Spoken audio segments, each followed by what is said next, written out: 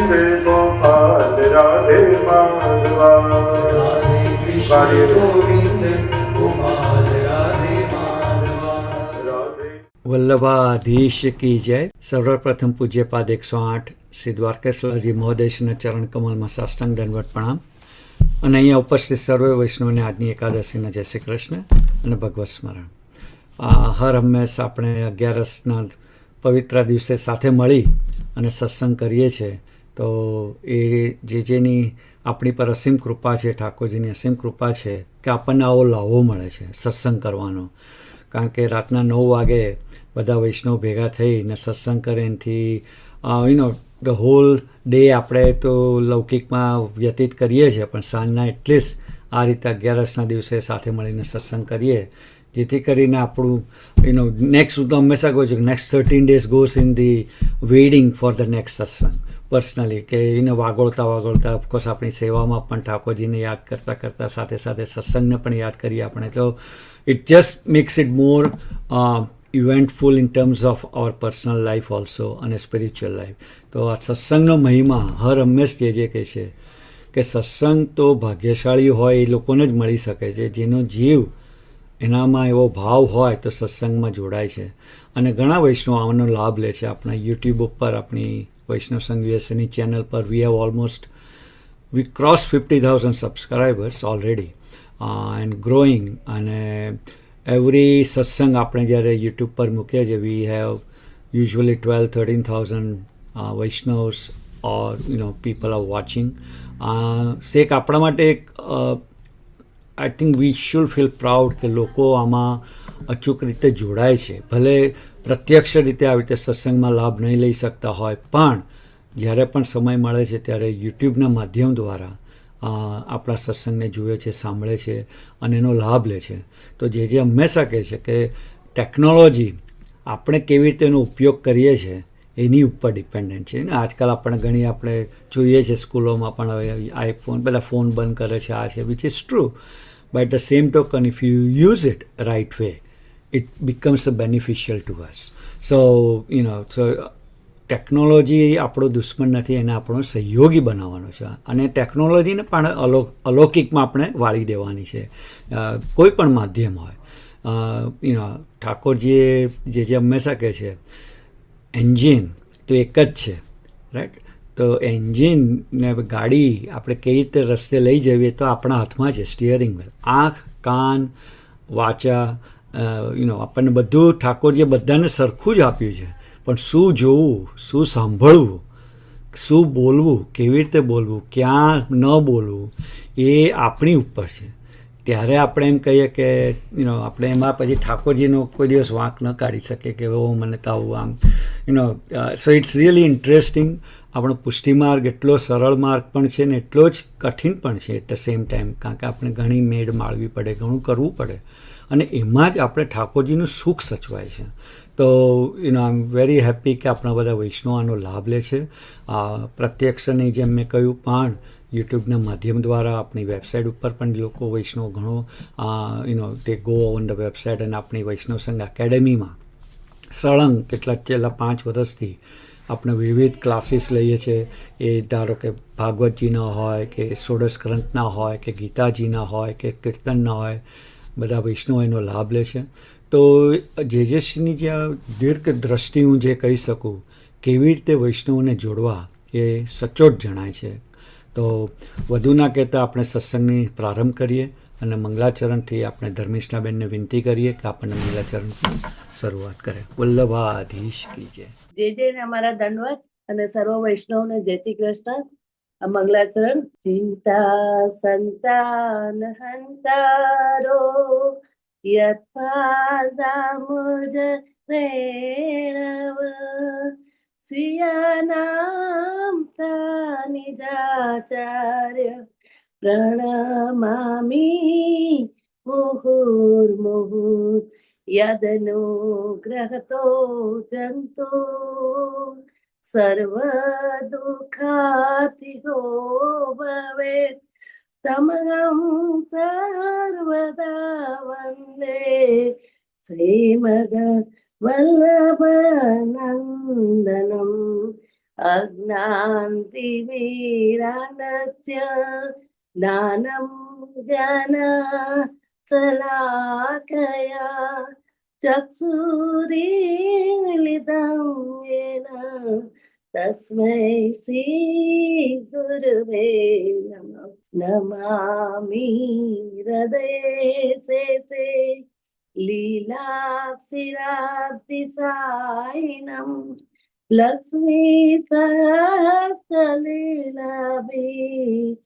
सेव्यमानं कलानिधिम् अज्ञचतुर्विश्य चतुर्विश्य चतुर्विंशतिविंशता षड्वी विराजते योऽसो पंचधारदये मम। जय श्री कृष्ण। થેન્ક યુ બહુ જ સરસ આપણે મંગલાચરણ હરમેશ જે કહે છે કે દરેક પ્રસંગમાં મંગલાચરણ આપણા માટે એક અતિ મહત્ત્વનું છે. જ્યારથી આપણી કથા હોય કે સત્સંગ હોય એ આપણા માટે બહુ જ જરૂરી છે. તો થેન્ક યુ. અને તો હવે આપણે યમનાષ્ટક તરફ જઈએ. તો વંદનાબેનને કહું કહીએ યમનાષ્ટકની આપણને પ્રારંભ કરે. વલ્લભાદી जय जय श्रीनाथ चरण कमल में हमारा दंडवत प्रणाम सर्वे वैष्णव ने भगवत स्मरण यमुनाष्टक। नमामि यमुनामहं सकल सिद्धि है तुम था मुरारी पद पंकज स्फुरद मंदरेणुत्कटा तटस्थ नवकानना प्रकट मोद पुष्पाम्बुना सुरासुर सुपूजित स्मरपितु श्रियं विप्रतिम कलिंद गिरिमस्तके पददमन्दपूरोज्ज्वला विलास गमनोलसत् प्रकट गण्ड शैलोन्नता शघोष गतिदन्तुरा समधिरूढदोलोत्तमा मुकुन्द रतिवर्धिनी जयति पद्मबन्धु सुता भुवन पावनी मदिगतामने कस्वने प्रियाभिरिव सेविता शुकमयूरहंसादिभिः तरंगभुज कंकण प्रकट मुक्तिका वालुका नितंब तट सुंदरी नमत कृष्ण तुर्य प्रिया अनंत गुणभूषिते शिव विरंचिते वस्तुते घनाघन निभे सदा ध्रुव पराशराभीष्टदे विशुद्ध मथुरा तटे सकल गोप गोपी कृपा जलधि संश्रिते मम मन सुखं भावय यया चरण पद्मजा मुररिपु प्रियं भावुक सिद्धिदा सेवता तया सत्शतामियात् कमलजासपत्नी वयत् हरिप्रिया कलिन्दिया मनसि मे सदा स्थियतां नमोऽस्तु यमने सदा तव चरित्रमद्यद्भुतं न जातु यमयातना भवति ते पयपानत यमोऽपि भगिनी सुता कथमुहन्ति दृष्टानपि प्रियो भवति सेवनात् तव हरेर्यथा गोपिका ममस्तु तव सन्निधौ तनुनवत्वमे तावता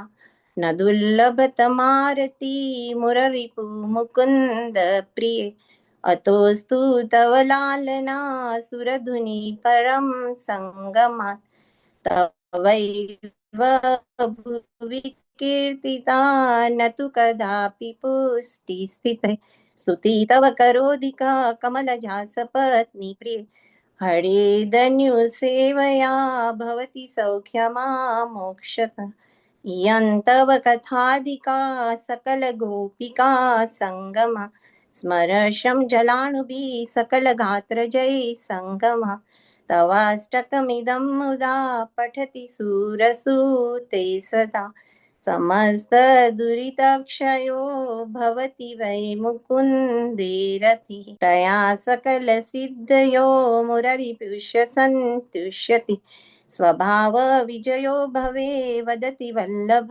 श्रीहरि इति श्रीमद् वल्लभाचार्य विरंचित श्री यमुनाष्टक सूत्र संपूर्ण श्याम सुंदर श्री यमुने महारानी की जय. Thank you thank you વંદનાબેન. સરસ આપણે યમનાષ્ટકનું સ્મરણ કર્યું. ખૂબ ખૂબ આભાર.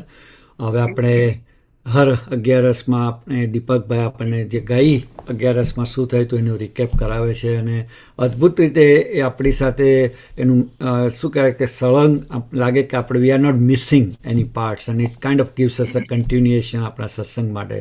તો આઈ વિલ ઇન્વાઇટ આપણે દીપકભાઈને વિનંતી કરીએ કે આપણને કયા સત્સંગનું રિકેપ ટૂંકમાં જણાવે. વલ્લભાધીશ. પ્રવરાનંદ કુમારો મે સ્વામિની વૃષભાનુજ કૃતાર્થોહમ કૃતાર્થોહમ કૃતાર્થોહમ. પરમ પૂજ્ય જયજ્ઞના ચરણારવિંદમાં સાષ્ટાંગ દંડવત પ્રણામ અને મારા વાલા ભગવત ચરણ નુરાગી વૈષ્ણવોને ભગવત સ્મરણ અને જય શ્રી કૃષ્ણ. ગઈ એકાદશીએ ભાઈ શ્રી અમિતભાઈએ મહાસુદી 11ના રોજ આવતી જયા એકાદશીનું મહાત્મ્ય સમજાવ્યું, જે ભવિષ્યોત્તર પુરાણમાં ભગવાન શ્રી કૃષ્ણ અને ધર્મરાજ યુધિષ્ઠિરના સંવાદ રૂપે વર્ણવેલ છે. એક સમયે આનંદિત થયેલા ઇન્દ્રએ હજારો અપ્સરાઓનું સમૂહ નૃત્યગાનના ઉત્સવનો સમારંભ યોજ્યો. એમાં પુષ્પદંત ગાંધર્વ એમના પુત્ર માલ્યવાનને લઈને અને ચિત્રસેન ગાંધર્વ પોતાની પત્ની માલિની અને પુત્રી પુષ્પાવતી સાથે આવ્યા હતા. આ નૃત્ય સમારંભમાં એમની પુત્રી પુષ્પાવતી જે અપ્સરા હતી તે પુષ્પદંત નામના માલ્યવાન ગંધર્વ પર મોહિત થઈ ગઈ. તેને પોતાના હાવભાવ અને અંગભંગીમાંથી માલ્યવાનને મોહિત કરી દીધો. હવે ઇન્દ્રના કહેવાથી બંને નૃત્ય તો કરતા હતા, પરંતુ કામના અત્યંત પ્રબળ પ્રભાવથી એમનું ચિત્ત નૃત્યમાં ન લાગતા નૃત્યમાં અને ગાનમાં વિક્ષેપ પડ્યો. તેથી ક્રોધિત થયેલા ઇન્દ્રએ બંનેને ભૂતલ પર પ્રેત યોનિમાં જવાનો શ્રાપ આપ્યો. દુઃખી થયેલા બંને હિમાલયની ગુફાઓમાં પિશાચ યોનિમાં દુઃખપૂર્વક જીવન વ્યતીત કરતા હતા. એક દિવસ કડકડતી ઠંડીમાં બંનેએ કાંઈ ભોજન ન કર્યું, ફળ ફૂલ ખાઈને દિવસ વ્યતીત કર્યો. રાત્રિ પણ બહુ જ મુશ્કેલીપૂર્વક વિતાવી. યોગાનુયોગ આ દિવસ મહાશુદ્ધિ 11નો હતો. અજાણતા જ વ્રત થઈ જવાથી ઉત્તમ ગતિ પ્રાપ્ત થઈ. પ્રેત યોનિનો દેહ છૂટી ગયો અને અપ્સરા અને ગંધર્વનો દેહ ધારણ કરી પ્રભુ કૃપાથી વિમાનમાં બેસી અને સ્વર્ગલોકમાં પાછા આવ્યા. દેવરાજ ઇન્દ્રના પૂછવાથી જણાવ્યું કે આ રીતે અજાણી રીતે વ્રત થયું. ત્યારે ઇન્દ્રએ કહ્યું, તમે ધન્ય છો. આમાં એકાદશીનું વ્રત કરવાથી ભૂત પિશાચ જેવી યોનિમાંથી મુક્તિ મળે છે. અનેક પ્રકારના પાપોનો નાશ થાય છે. મનુષ્યને ભોગ અને મોક્ષનું પ્રદાન કરે છે. આનું વાંચન કે શ્રવણ કરવાથી અગ્નિષ્ટોમ યજ્ઞનું ફળ મળે છે અને વૈકુંઠમાં વાસ થાય છે.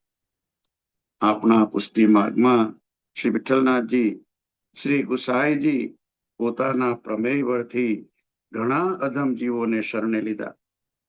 કૃષ્ણદાસ અધિકારી એમને શ્રી ગુસાઈજીને દ્વેષ ભાવથી પ્રેરાઈને શ્રી ઠાકોરજીની સેવા છોડાવી 6 માસ સુધી ચંદ્ર સરોવર પર વિપ્રયોગમાં રહ્યા. છતાં પણ એમના પર જરા પણ દ્વેષ રાખ્યા વગર એમને પાનના બીડામાં પછી શું લીલા કરી એ 6 માસ દરમિયાન પાનના બીડામાં વિજ્ઞપ્તિ લખી રામદાસ પિતરિયા દ્વારા શ્રીનાથજી બાવાને મોકલતા વિપ્રયોગનો અત્યંત પ્રબળ અનુભવ થતો. શ્રીજી બાવા પણ પાનની પીખ હોય એને લઈ અને બીડામાં ઉત્તર લખીને મોકલતા. શ્રી ગુસાઈજી એને વાંચી અને ગોળીને પી જતા, મુખમાં પધરાવી દેતા. ગિરધરજીને જ્યારે આ વાતની ખબર પડી ત્યારે બિરબલ દ્વારા અકબર બાદશાહને કહી કૃષ્ણદાસને જેલમાં પુરાવ્યા. આ વાતની ખબર પડતા શ્રી ગુસાઈજીએ એમને જેલમાંથી છોડાવવા જલપાનનો પણ ત્યાગ કર્યો, જેલમાંથી મુક્ત કરાવ્યા. તદુપરાંત અપરાધવશ એમને પ્રેત યોનિ પ્રાપ્ત થઈ તો પોતાના પ્રમેય બળથી પ્રેત યોનિમાંથી પણ મુક્તિ અપાવી. આમ અનેક જીવોને શરણાગત લઈ પિશાચ યોનિમાંથી પણ મુક્ત કરાવે. જય વિજય નામના ભગવાનના પાર્ષદો પણ ઋષિના શાપથી પિશાચ યોનિને જે પ્રાપ્ત થયા હતા, એમને પણ અનાયાસે આ એકાદશીનું વ્રત કર્યું. એના પ્રભાવથી પિશાચ યોનિમાં મુક્ત થયા. તેથી પણ જયા એકાદશી કહેવાય છે. ત્યારબાદ ગ્રંથ દર્શનમાં શિલ્પેશભાઈએ હરિરાયજી મહાપ્રભુજી વિરચિત 41 શિક્ષાપત્ર પૈકી શિક્ષાપત્ર 35 શ્લોક 9 થી 13 અને શિક્ષાપત્ર 36 2 શ્લોકનું વાંચન કર્યું. આ શિક્ષાપત્રમાં શ્રી રાયજી મહાપ્રભુજી દુષ્ટ જીવોનું સ્વરૂપ સમજાવે છે. જે શ્રી વચનામૃતમાં પણ જણાવે છે કે જે પોતાના ઈષ્ટથી દૂર કરાવે તે દુષ્ટ, અને આવા દુષ્ટ વ્યક્તિનો સંગ થાય તો અચૂક દુસ્સંગ તો લાગે જ. ભક્ત કવિ દયારામજી એમના ભક્તિ પોષણ ગ્રંથમાં દુસ્સંગ કોને કહેવાય વિશે જણાવતા કહે છે, દુસ્સંગ એને જાણીએ જે ભૂલાવે ભગવંત, સ્નેહ કરાવે કૃષ્ણથી એને જાણીએ સાચા સંત. આ શિક્ષાપત્રમાં 3 પ્રકારના દુષ્ટ જીવો જેના સંગથી દુસ્સંગ લાગે એનું સુંદર નિરૂપણ કર્યું છે. 3 પ્રકારના દુષ્ટ જીવો એટલે કે આદિ ભૌતિક દુષ્ટ, આધ્યાત્મિક દુષ્ટ અને આદિ દૈવિક દુષ્ટ. એનું સુંદર રીતે સચોટ વિશ્લેષણ કર્યું છે.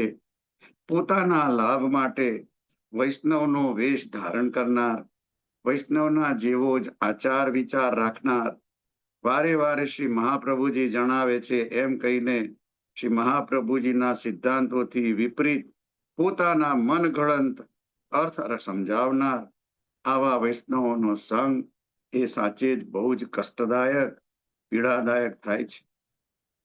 કારણ કે આવા પોતાની જાતને વૈષ્ણવ કહેવડાવતા લોકોનો સંગ થવાથી આપણે એમની વાણીની ચતુરાઈ અને એમની પ્રવીણતાને લઈને એમની વાતોમાં આવી ગયા જઈએ છીએ અને જે કહે છે તે સાચું જ છે એમ માની લઈએ છીએ.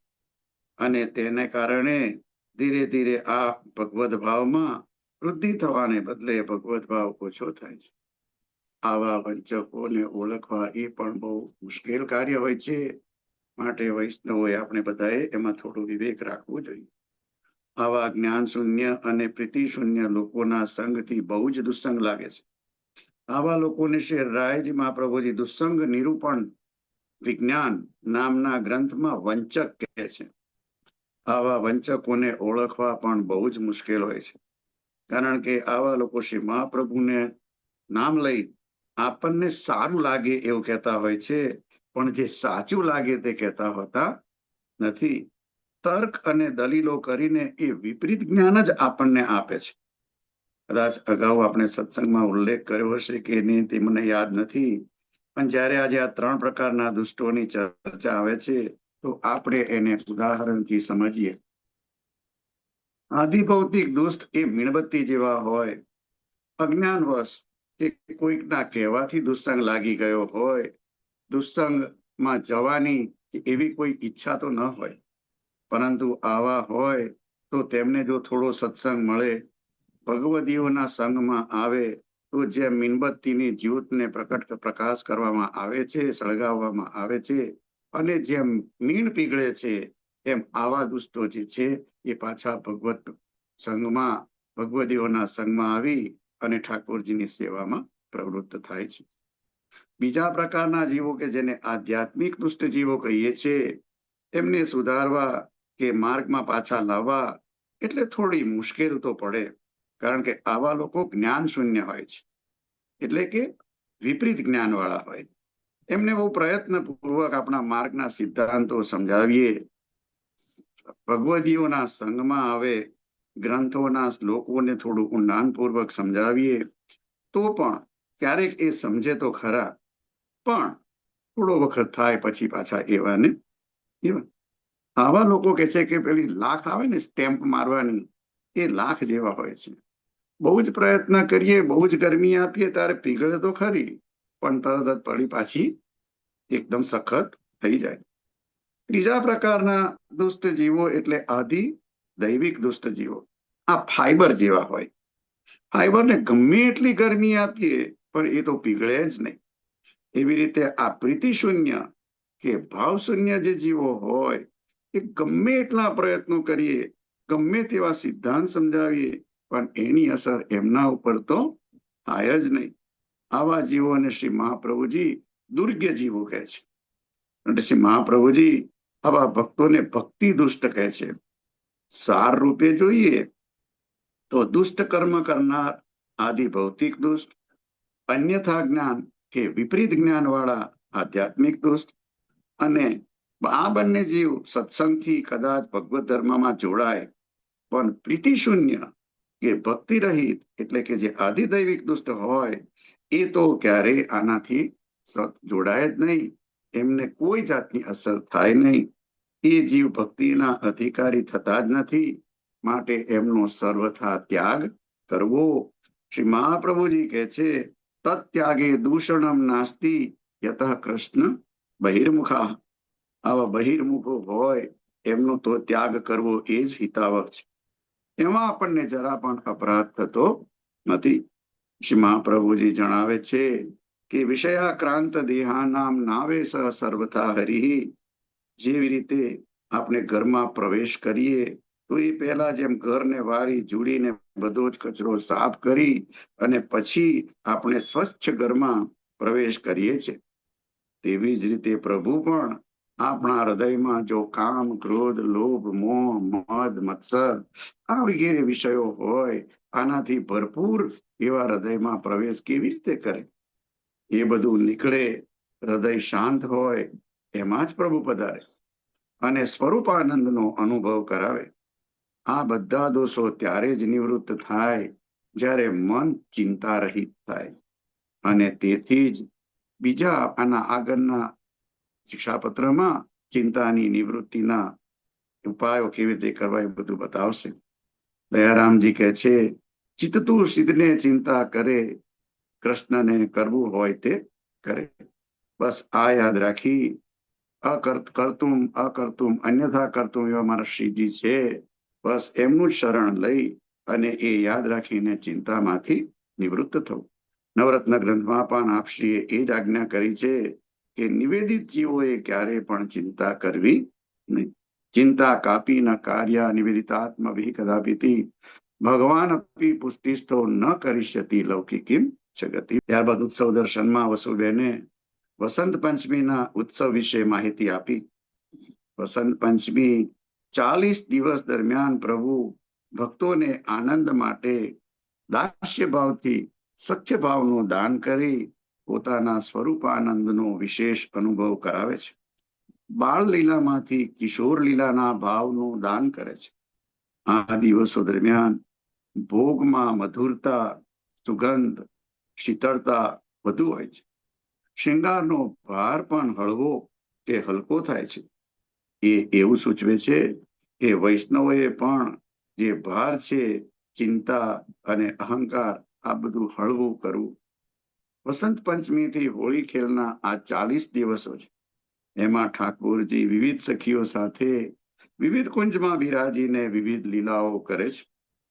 આ 40 દિવસોને 10 દિવસના 4 ગાળામાં વહેંચવામાં આવ્યા છે. પ્રથમ 10 દિવસ ચંદ્રાવલીજીના યુથના ભાવથી, પછીના 10 દિવસ વ્રજકુમારિકાઓના યુથના ભાવથી, ત્રીજા 10 દિવસ શ્રી યમુનાજીના યુથના ભાવથી અને અંતિમ 10 દિવસ શ્રી સ્વામિનીજીના યુથના ભાવથી પ્રભુ આ વિવિધ સખીઓ સાથે એમની નિકુંજમાં બિરાજીને લીલા કરે છે. પ્રથમ 10 દિવસમાં ખેલની શરૂઆત હોય, સૌમ્ય રીતે ઠાકોરજી ખેલે.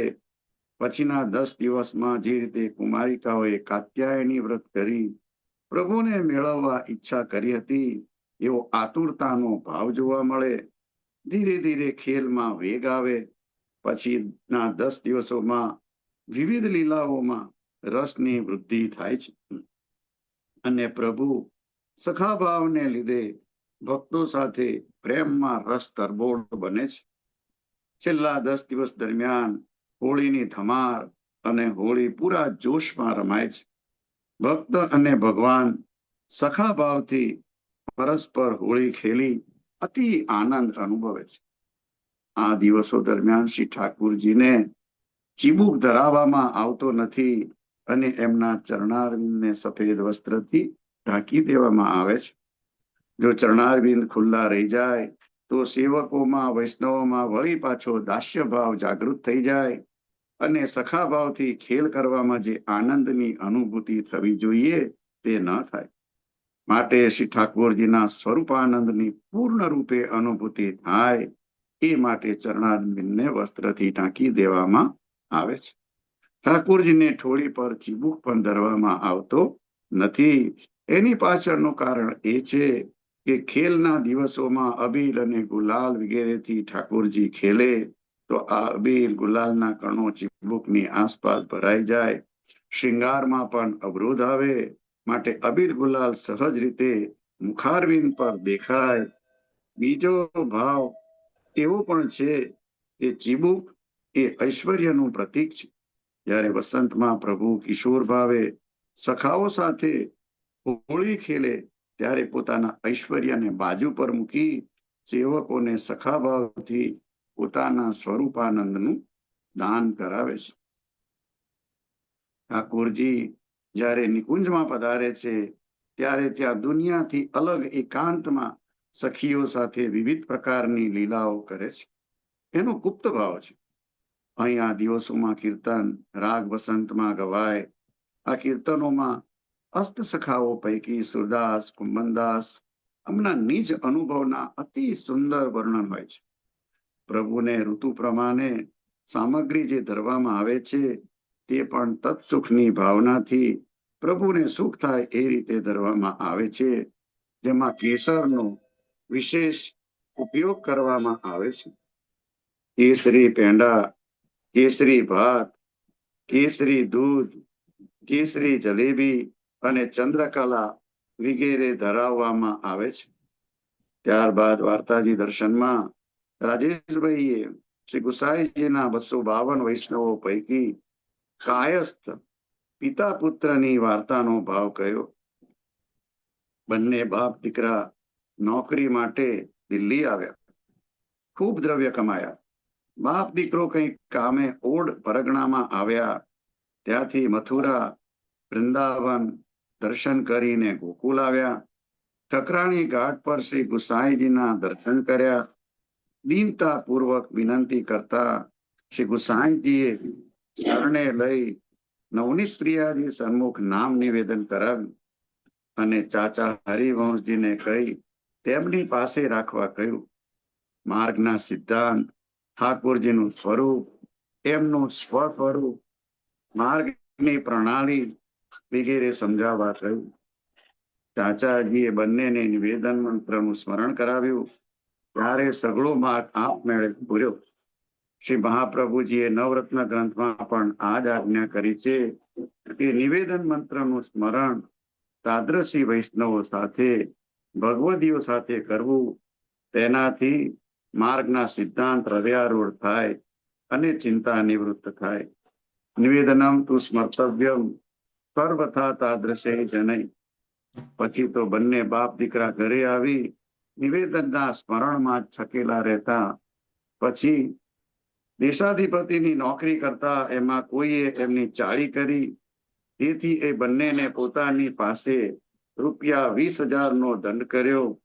જેલમાં પૂર્યા અને એમને પોતાના ગોરને કહી પોતાના દેશમાં મોકલી ઘર ઘરેણું બધું વેચી થોડું ઉધાર લઈ ₹14,000ની હુંડી કરાવી. પિતાએ પુત્રને આ પૈસા રાજાને આપવા કહ્યું તો પુત્ર કહે કે રાજા આ પૈસા પણ લઈ લેશે અને ₹6,000 ઓછા છે એટલે એમ કહેશે કે 6,000 ભરસો ત્યારે છોડીશું તો દ્રવ્ય પણ જશે અને છૂટીએ પણ નહીં. એના કરતા જ્યારે આપણે આપણા ભોગ પૂરા થશે ત્યારે છૂટીશું. એટલે આ દ્રવ્ય શ્રી ગુસાઈજીને મોકલી આપો. કારણ કે આપણે નિવેદન કરતા ત્યારે બધું જ સમર્પણ કરી દીધેલું છે. પિતાએ રાજી થઈને બધું જ દ્રવ્ય શ્રી ગુસાઈજીને મોકલ્યું અને દીકરાને કહ્યું કે તે મારો ધર્મ રાખ્યો, તને ધન્ય છે. આ વાત શ્રી ગુસાઈજીએ જાણી પત્ર લખી બાપ દીકરાને જેલમાંથી બિરબલ દ્વારા રાજા ટોડરમલને કેવડાવી બાદશાહ પાસે જઈ જેલમાંથી મુક્ત કરાવ્યા અને બીજા પરગણાનો સરપાવ પણ અપાવ્યો. આ પિતા પુત્ર શ્રી ગુસાઈજીના આવા પરમ કૃપા પાત્ર સેવક હતા. આ વાર્તામાંથી સિદ્ધાંત જાણવા મળે છે કે વૈષ્ણવે ક્યારેય પોતાનો ધર્મ અને શ્રી કૃષ્ણનો આશ્રય છોડવો જોઈએ નહીં. અહીં પુત્રનો દ્રઢ ભાવ શ્રી ગુસાઈજી પ્રત્યે હતો. અહીં એમ જ માનતા કે ગુસાઈજીના સેવક છે, પછી રાજાથી શું ડર? જે કંઈ થઈ રહ્યું છે તે શ્રી ઠાકોરજીની ઈચ્છાથી જ થઈ રહ્યું છે. અહીં એ સિદ્ધાંત ખાસ જાણવા મળે છે કે ગમે તેવી પરિસ્થિતિ હોય, સારી પરિસ્થિતિ હોય તો ભગવત કૃપા અને વિપરીત પરિસ્થિતિ હોય તો ભગવદ ઈચ્છા. કારણ કે પ્રભુ કેવા છે? કરતા કારયતા શ્રી હરિ નિજેચ્છા કરિષ્યતિ. આ વાર્તામાં પુત્રનો ભરોસો અને અનન્ય આશ્રય શ્રી ગુસાઈજી અને શ્રી ઠાકોરજીમાં હતો તે પણ જોવા મળે છે. આસરો એક શ્રી વલ્લભાધીશકો. એમની વાર્તાનો ભાવ ક્યાં સુધી કહીએ.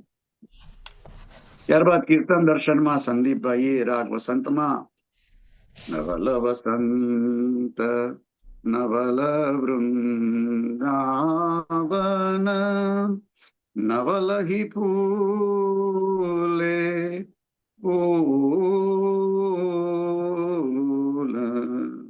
એનું હાર્મોનિયમ અને સંગીતના તાલે બહુ જ સુંદર ગાન કર્યું. ખૂબ જ આનંદ આવ્યો. હવે પુનઃ જયજીશ્રીના ચરણારવિંદમાં સાષ્ટાંગ દંડવત પ્રણામ કરી મારી વાણીને વિરામ આપું અને આગળના સત્સંગ માટે ભાઈ શ્રી અમિતભાઈને વિનંતી કરું. આજની વિજય એકાદશીના સર્વે વૈષ્ણવોને ભગવત સ્મરણ અને જય શ્રી કૃષ્ણ. શ્રી વલ્લભાધીશ કી. થેન્ક યુ દીપકભાઈ. હર હંમેશની જેમ આપ સુંદર રીતે રિકેપ કરાવો છો ને ગાઈડન્સ મળે છે આગળના સત્સંગમાં જ્યારે આપણે શિક્ષાપત્ર પર જઈશું. 36માં શિક્ષાપત્રની જ્યારે ચર્ચા થશે તો ઉત્સવ દર્શન પણ સરસ રીતે આપણે સમજાવ્યું. તો it gives us the continuation of what we did in the last સત્સંગ. સો એનું સ્મરણ કર્યું અને thank you Deepakbhai four giving us the recap. તો હવે આપણે આગળ સત્સંગમાં 11 દર્શનનું આપણે સ્મરણ કરશું. આપણે આજે નૈશાદભાઈની જગ્યાએ મને લાવો મળ્યો છે તો ફરીથી તો I really appreciate that. So really અને નૈશાદભાઈ નેક્સ્ટ સત્સંગથી ફરીથી આપણને સાથ આપશે.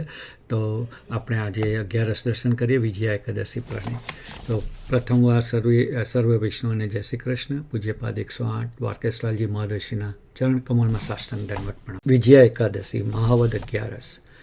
આ એકાદશીનું મહાત્મ્ય સ્કંદ પુરાણમાં વર્ણવવામાં આવ્યું છે. એક વખત મહારાજ યુધિષ્ઠિરે શ્રી કૃષ્ણને પૂછ્યું કે મારા પર દયા કરીને મહામાસના કૃષ્ણ પક્ષમાં આવતી એકાદશી વિશે જણાવો. શ્રી કૃષ્ણ જવાબ આપ્યો કે હે રાજા યુધિષ્ઠિર, હું પ્રેમથી તને વિજયા એકાદશી તરીકે ઓળખાતી એકાદશીનું વર્ણન કરીશ.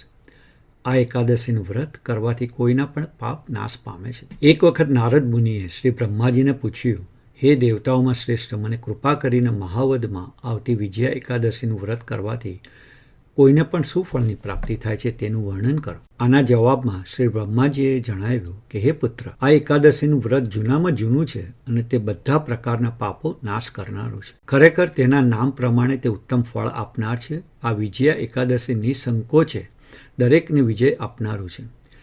જ્યારે શ્રી રામચંદ્રે તેમના પિતાશ્રીની આજ્ઞાનું પાલન કરવા સીતાજી અને ભ્રાતા લક્ષ્મણ સાથે 14 વર્ષ વનવાસ કર્યો, ત્યારે તેઓ થોડોક સમય ગોદાવરી નદીના કિનારે આવેલ પંચવતી નામના સુંદર વનમાં રહ્યા હતા. જ્યારે તેઓ આ જંગલમાં રહેતા હતા ત્યારે અસુરોનો રાજા રાવણે પવિત્ર સીતાજીનું અપહરણ કર્યું. સીતાદેવીના વિરહથી શ્રી રામચંદ્રજી ખૂબ જ વ્યથિત અને દુઃખી થયા. જ્યારે સીતાજીની શોધમાં તેઓ જંગલમાં ફરતા હતા ત્યારે તેમને પક્ષીઓના રાજા જટાયુ મળ્યા, જે મરવાની તૈયારીમાં હતા. જટાયુએ રામચંદ્રજીને સીતા વિશે બધી વાત કરી અને પછી તેની વૈકુંઠમાં ગતિ થઈ. ત્યાર પછી રામચંદ્રજીએ સુગ્રીવ સાથે મિત્રતા કરી. રામચંદ્રજીના પવિત્ર કાર્યમાં મદદ કરવા બધું વાનર સૈન્ય એકત્ર. દરમિયાનમાં વાનરોના રાજા હનુમાને અશોક વાટિકામાં જઈ સીતાજીને મળી તેમની રામની વીંટી આપી ખાતરી કરાવી રામચંદ્રજીનું કાર્ય પૂર્ણ કર્યું. ત્યાર પછી હનુમાનજીએ પાછા આવી બધી વાત રામચંદ્રજીને સમજાવી. હનુમાનજીને સાંભળી રામચંદ્રજીએ તેમના મિત્ર સુગ્રીવને મળી લંકા પર આક્રમણ કર્યું. રામચંદ્રજીએ બધા વાનરોને ભેગા કરી દરિયાના કિનારે આવી પહોંચ્યા. તેમણે કહ્યું કે હે સુમિત્રા પુત્ર લક્ષ્મણ, ભયંકર દરિયાએ પ્રાણીઓ, મગર અને વ્હેલ માછલીથી ભરપૂર આ અગાધ દરિયાને કેવી રીતે ઓળંગી શકશું? લક્ષ્મણે જવાબ આપ્યો કે હે દેવાદિદેવ, તમે તો આદિદેવ છો. આ ટાપુ પર એક બગદાલ્વય નામે મોટા મુનિ રહે છે. તેમનો આશ્રમ અહીંયાથી 4 માઇલ દૂર છે. હે રઘુવંશનંદન, આ મુનિને બ્રહ્માજીના દર્શન થયા હતા. આપણે એમને દરિયો કેવી રીતે ઓળંગવો તેના વિશે પૂછીએ. આ રીતે લક્ષ્મણની સલાહ માની શ્રી રામ બગદાલ્વયના આશ્રમે પહોંચ્યા અને તેમને વિનયપૂર્વક પ્રણામ કર્યા. તે ત્રિકાળ જ્ઞાની મુનિ તરત જ સમજી ગયા કે આ વ્યક્તિ બીજું કોઈ નહીં પરંતુ શ્રી રામચંદ્રજી પોતે જ છે અને રાવણને મારવાના વિશિષ્ટ કાર્ય માટે જ ભૌતિક જગતમાં પધાર્યા છે. મુનિએ રામચંદ્રજીને પૂછ્યું, કૃપા કરીને આપના આવવાનું કારણ જણાવો. રામચંદ્રજીએ જવાબ આપ્યો કે હે બ્રાહ્મણ, આપની કૃપાથી હું મારા સૈનિકો સાથે રાવણ સામે યુદ્ધ કરવા અને લંકા પર વિજય મેળવવા આ દરિયા કિનારે આવ્યો છું. હે મુનિઓમાં શ્રેષ્ઠ, કૃપા કરીને અગાધ દરિયાને ઓળંગીને સામે પાર જવા માટે કોઈ યુક્તિ બતાવો. ફક્ત આ કારણથી જ આપના ચરણકમલનો આશ્રય લીધો છે. એ મહામુનિએ શ્રી રામચંદ્રજીને કહ્યું, હું આપને એક વ્રત કરવાનું કહું છું જેનાથી આપ ચોક્કસ વિજયી બનશો. આ યુદ્ધના વિજયથી આપને અસાધારણ કીર્તિ અને યશ પ્રાપ્ત થશે. આમ છતાં આપે અવિચલિત ધ્યાનથી આ વ્રતનું પાલન કરવું પડશે. હે રામ, મહામાસના શુક્લ પક્ષમાં વિજયા એકાદશીના નામે ઓળખાતી એકાદશી આવે છે. આ એકાદશી કરવાથી આપ આપના વાનર સૈનિકો સાથે સહેલાઈથી આ દરિયો ઓળંગી શકશો. હે પ્રભુ રામચંદ્રજી, હવે કૃપા કરીને એકાદશી કરવાની વિધિ વિશે સાંભળો. એકાદશીના આગલા દિવસે એક સુવર્ણ, ચાંદી કે તાંબાનો કળશ પાણીથી ભરી તેને આમ્રકુંજની પાંદડીઓથી શણગારવો જોઈએ. ત્યાર પછી તે કળશને 7 ધાન્યના શણગારેલ યજ્ઞકુંડ ચોરી પર મૂકો અને શ્રી નારાયણની સુવર્ણની મૂર્તિ મૂકવી. એકાદશીના દિવસે આપે સવારે વહેલા ઉઠી સ્નાન કરી શ્રી નારાયણની મૂર્તિને વિવિધ વસ્તુઓ જેવી કે તુલસીદળ, ચંદનનો લેપ, ફૂલ, હાર, અત્તર, ઘીનો દીવો અને મેવો ધરી પૂજા કરવી. તમારે એ રાત્રે જાગરણ કરવું. એકાદશીના બીજા દિવસે સૂર્યોદય પહેલાં નદી, તળાવ કે સરોવરના કિનારે આ કળશની વ્યવસ્થિત પૂજા કરવી. ત્યાર પછી આપ આ કળશને શ્રી નારાયણની મૂર્તિ સાથે બ્રહ્મચારી બ્રાહ્મણને દાનમાં આપો. આમ કરવાથી આપ ચોક્કસ આપના દુશ્મન પર વિજય મેળવી શકશો. આ મહાન મુનિની સૂચના પ્રમાણે શ્રી રામચંદ્રજીએ આ એકાદશીનું વ્રત કરી ઉમદા ઉદાહરણ પૂરું પાડી વિજયી બન્યા. કોઈ પણ વ્યક્તિ આ એકાદશીનું વ્રત યોગ્ય રીતે કરે તો તે આ જન્મમાં અને પછીના જન્મમાં તેના જીવનમાં વિજયી બને છે. બ્રહ્માજીએ નારદજીને કહેવાનું ચાલુ રાખતા કહ્યું કે મારા પ્રિય પુત્ર, દરેક વ્યક્તિએ આ વિજયા એકાદશીનું વ્રત કરવું જોઈએ. વિજયા એકાદશીના વ્રત પાલનથી દરેકના પાપ નાશ પામે છે. જે કોઈ પણ આ એકાદશીનું મહાત્મ્ય વિશે સાંભળે છે કે વાંચે છે તેને વાજ્યપેય યજ્ઞનું ફળ મળે છે. તો હવે આપણે પુષ્ટિમાર્ગીય મહાત્મ્ય અને ભાવના સમજીએ. જગતમાં જે વસ્તુઓનો ધર્મ અને ધર્માચાર્યોએ નિષેધ કર્યો તેને શ્રી મહાપ્રભુજીએ સ્વીકાર નથી કર્યો. જેમ કે કામ, ક્રોધ, લોહ, માહ એ માનવીયના શત્રુઓ છે અને આથી આ બધાનો ત્યાગ કરવાનું શાસ્ત્રમાં કહેવામાં આવ્યું છે. જ્યારે શ્રી મહાપ્રભુજી આપણને બધાને પ્રભુની સાથે જોડવાનું કહ્યું. શ્રી મહાપ્રભુજી કહે, જીવા સ્વભાવત દુષ્ટા. જીવ એ બ્રહ્મનો અંશ છે, એટલે જીવમાં બ્રહ્મના ગુણો સત અને ચિત્ત મોજૂદ છે. પરંતુ જીવ ભ્રમથી વિખૂટો પડતા કામદોષ, સ્વભાવદોષ, સ્પર્શદોષ વગેરેના કારણે જીવનમાંથી આનંદનો ગુણ તિરોધાન થયો છે. જીવમાં કામ, ક્રોધ, લોભ, મોહ, મદ, મત્સર 6 પ્રકારના દોષો આવ્યા. આથી જીવના દોષોને દૂર કરવા શ્રી મહાપ્રભુજીએ બ્રહ્મ સંબંધ આપી ઘણા જીવોને નિર્દોષ બનાવ્યા છે. અને આ માટે નિવેદિત જીવને શ્રી કૃષ્ણ સેવા સદા કાર્ય એ મંત્ર આપીને તનુજા વિત્તજા સેવા દ્વારા કામ, ક્રોધ, લોભ, મોહ, મદ અને મત્સર પર વિજય મેળવવા ઇન્દ્રિયો અને મનને પ્રભુમાં જોડવાની વાત કરી. શ્રી મહાપ્રભુજીના શ્રી કૃષ્ણ સેવા સદા કાર્ય એ સોનેરી સૂત્રને અનુસરીને કૃપાપાત્ર વલ્લભી વૈષ્ણવોએ કામ, ક્રોધ, લોભ, મોહ, મદને પ્રભુ સેવામાં વિનિયોગ કરી એ બધા ઉપર મહાવદ એકાદશીએ વિજય મેળવ્યો, જેથી આ એકાદશીને વિજયા એકાદશી કહે છે. મર્યાદા માર્ગીય ભાવના સમજીએ. સ્કંદ પુરાણમાં વિજયા એકાદશીનું મહાત્મ્ય વર્ણવેલ છે. આ દિવસે ભગવાન શ્રી રામચંદ્રજીએ અધર્મના નાશ તથા ધર્મના વિજય અર્થે સમુદ્ર સેતુ બાંધીને લંકા પ્રયાણ કર્યું હતું. આ એકાદશીનું વ્રત કરનાર સર્વે કાર્યોમાં વિજયી થાય છે. તેની કથા અને મહાત્મ્યના શ્રવણ મનનથી વાજ્યપ્ય યજ્ઞનું ફળ પ્રાપ્ત થાય છે. આ પ્રકારે વિજયા એકાદશીનું વ્રતનો અતુલ પ્રતાપ થાય છે. તો આ આપણી એકાદશી દર્શન હતું, પણ રિયલી પુષ્ટિ માર્ગીયમાં આપણને મહાપ્રભુજી સતત કેવી રીતે આપણી જે બધી લાલસાઓ છે, લૌકિક હોય કે કેવી રીતે એને આપણે સેવામાં વાળવી, એ સચોટ આપણને શ્રી ગોસાઈજી મહાપ્રભુજી આપણને બહુ સરસ એનો ઉપાય આપ્યો. એ સેવા, ઠાકોરજીની સેવામાં આપણું કામ, મોદ, મોહ, માયા બધું જ એને અર્પણ કરી દે છે, અને એ જ એને અલૌકિક રીતે આપણે વાળી દેવાનું છે. તેથી જ ઠાકોર જે હંમેશા કહે છે કે ઠાકોરજીને પુષ્ટાવશો, એમની સેવા કરશો, તો આ તમારામાં રહેલા બધા જે ગુણો છે કે અગુણો છે એ ઠાકોરજી સમર્પિત થઈ જાય અને એનો અલૌકિકમાં એનું પરિવર્તન થાય છે. તો રિયલી આપણે જેટલો મહાપ્રભુજીનો આભાર માનીએ, જેટલો મહાપ્રભુજીને આપણે કહી શકીએ કે thank you for giving us such a wonderful પુષ્ટિ માર્ગ, જેથી કરીને આપણા જીવનમાં સતત આપણને ઠાકોરજીનું સ્મરણ રહે છે. કળિયુગમાં ખાલી સેવા અને ઠાકોરજીનું સ્મરણ જ એક આપણને ઉદ્ધાર લાવી શકે છે. જો સતયુગને બધામાં તો ઘણા એના પ્રચારો હતા, પણ કળિયુગમાં આપણી પાસે ખાલી પ્રભુનું નામ સ્મરણ અને સેવા જ આપણને પાર પાડી શકે છે. એટલે જ સત્સંગમાં આપણે જેટલું બને એટલું સાથે મળી અને સત્સંગ કરવા જોઈએ, વૈષ્ણવે ભેગા મળીને. અને તો મેં હમણાં જ કીધું એ રીતે ઠેર ઠેર થાય છે સત્સંગ. જોડાવ, સત્સંગમાં કોઈ પણ વાદ વિવાદ વગર જોડાઈને સત્સંગમાં સતત પ્રભુનું સ્મરણ કરો, તો આપણા જીવનને આપણે એક સાર્થક, કારણ કે જે કેટલા સચોટ આપણે એમને વચનામૃત સાંભળીએ તો આપણને ઘણું શીખવા મળે છે. 84 લાખ યોનિમાં આપણને એક જ યોનિ છે જે મનુષ્યની મળી છે, અને એ યોનિમાં પણ જો આપણે ઠાકોરજીનું સ્મરણ ન કરી શકીએ તો પાછળ 84 lakh we have to keep on going.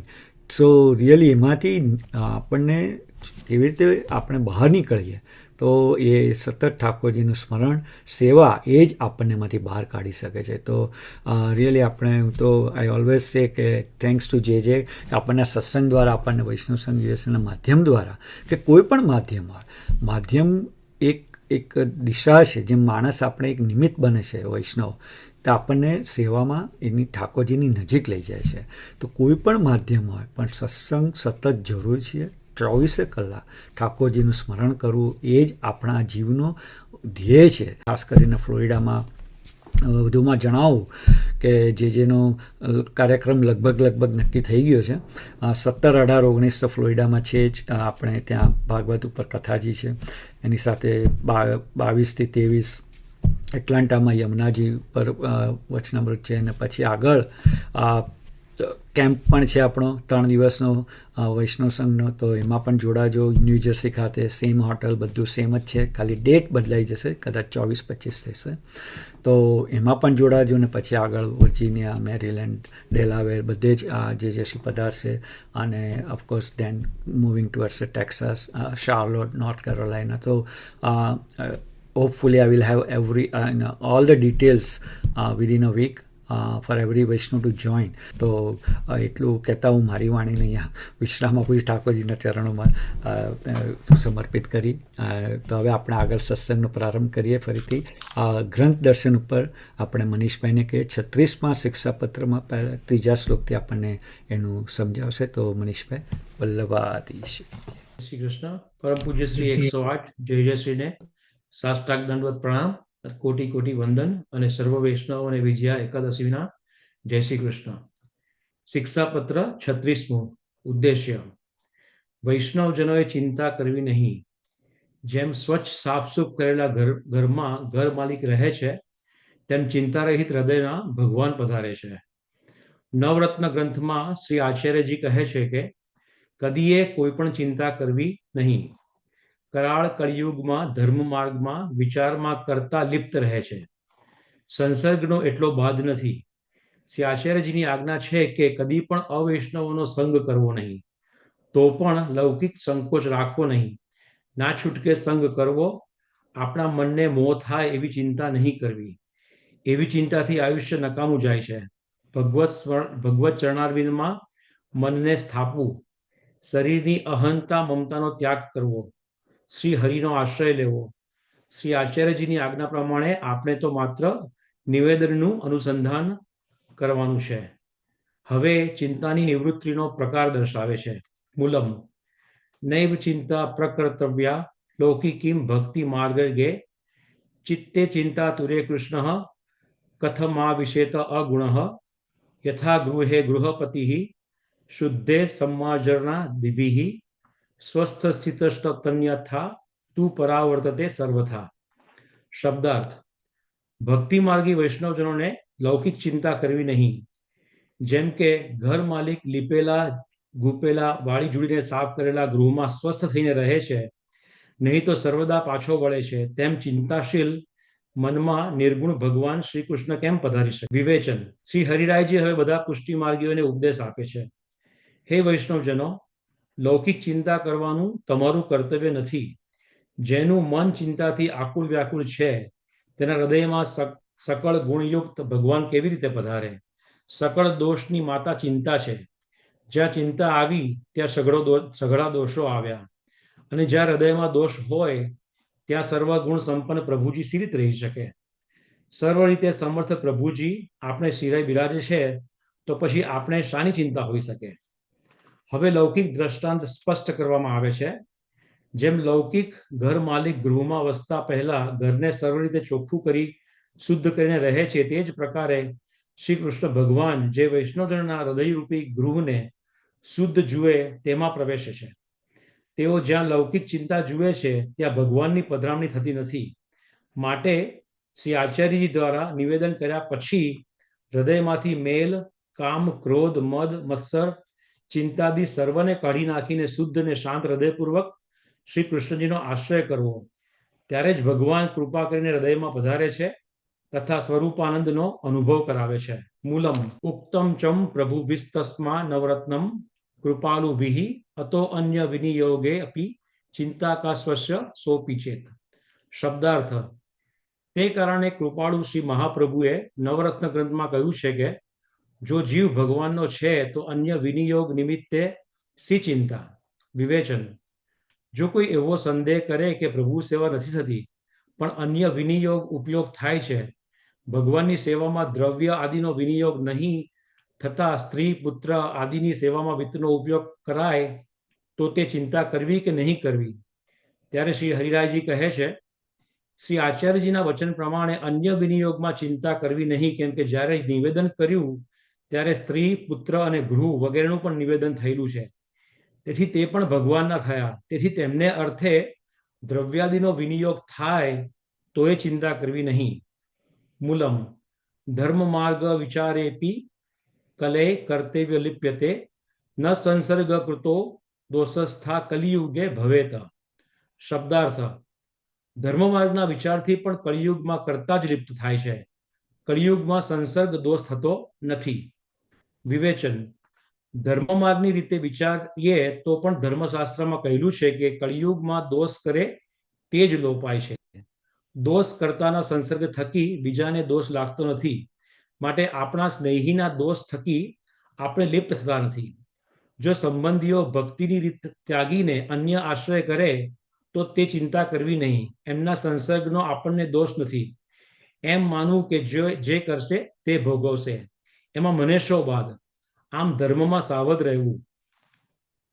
મૂલમ યુગાંતરે તથૈવાયમ પસ્તવંતે ગણ્યતે યદ્યયુક્ત તલમ નિજાચાર્યે સ્થેયમ ના વૈષ્ણવે સહ તથાપી લોક સંકોચ કર્તવ્ય સ્થત ગ્રહ દર્શને મનસ્થાપ્યમ તન્નિવૃત્તે સમ્યે તન્નિત વર્તમ.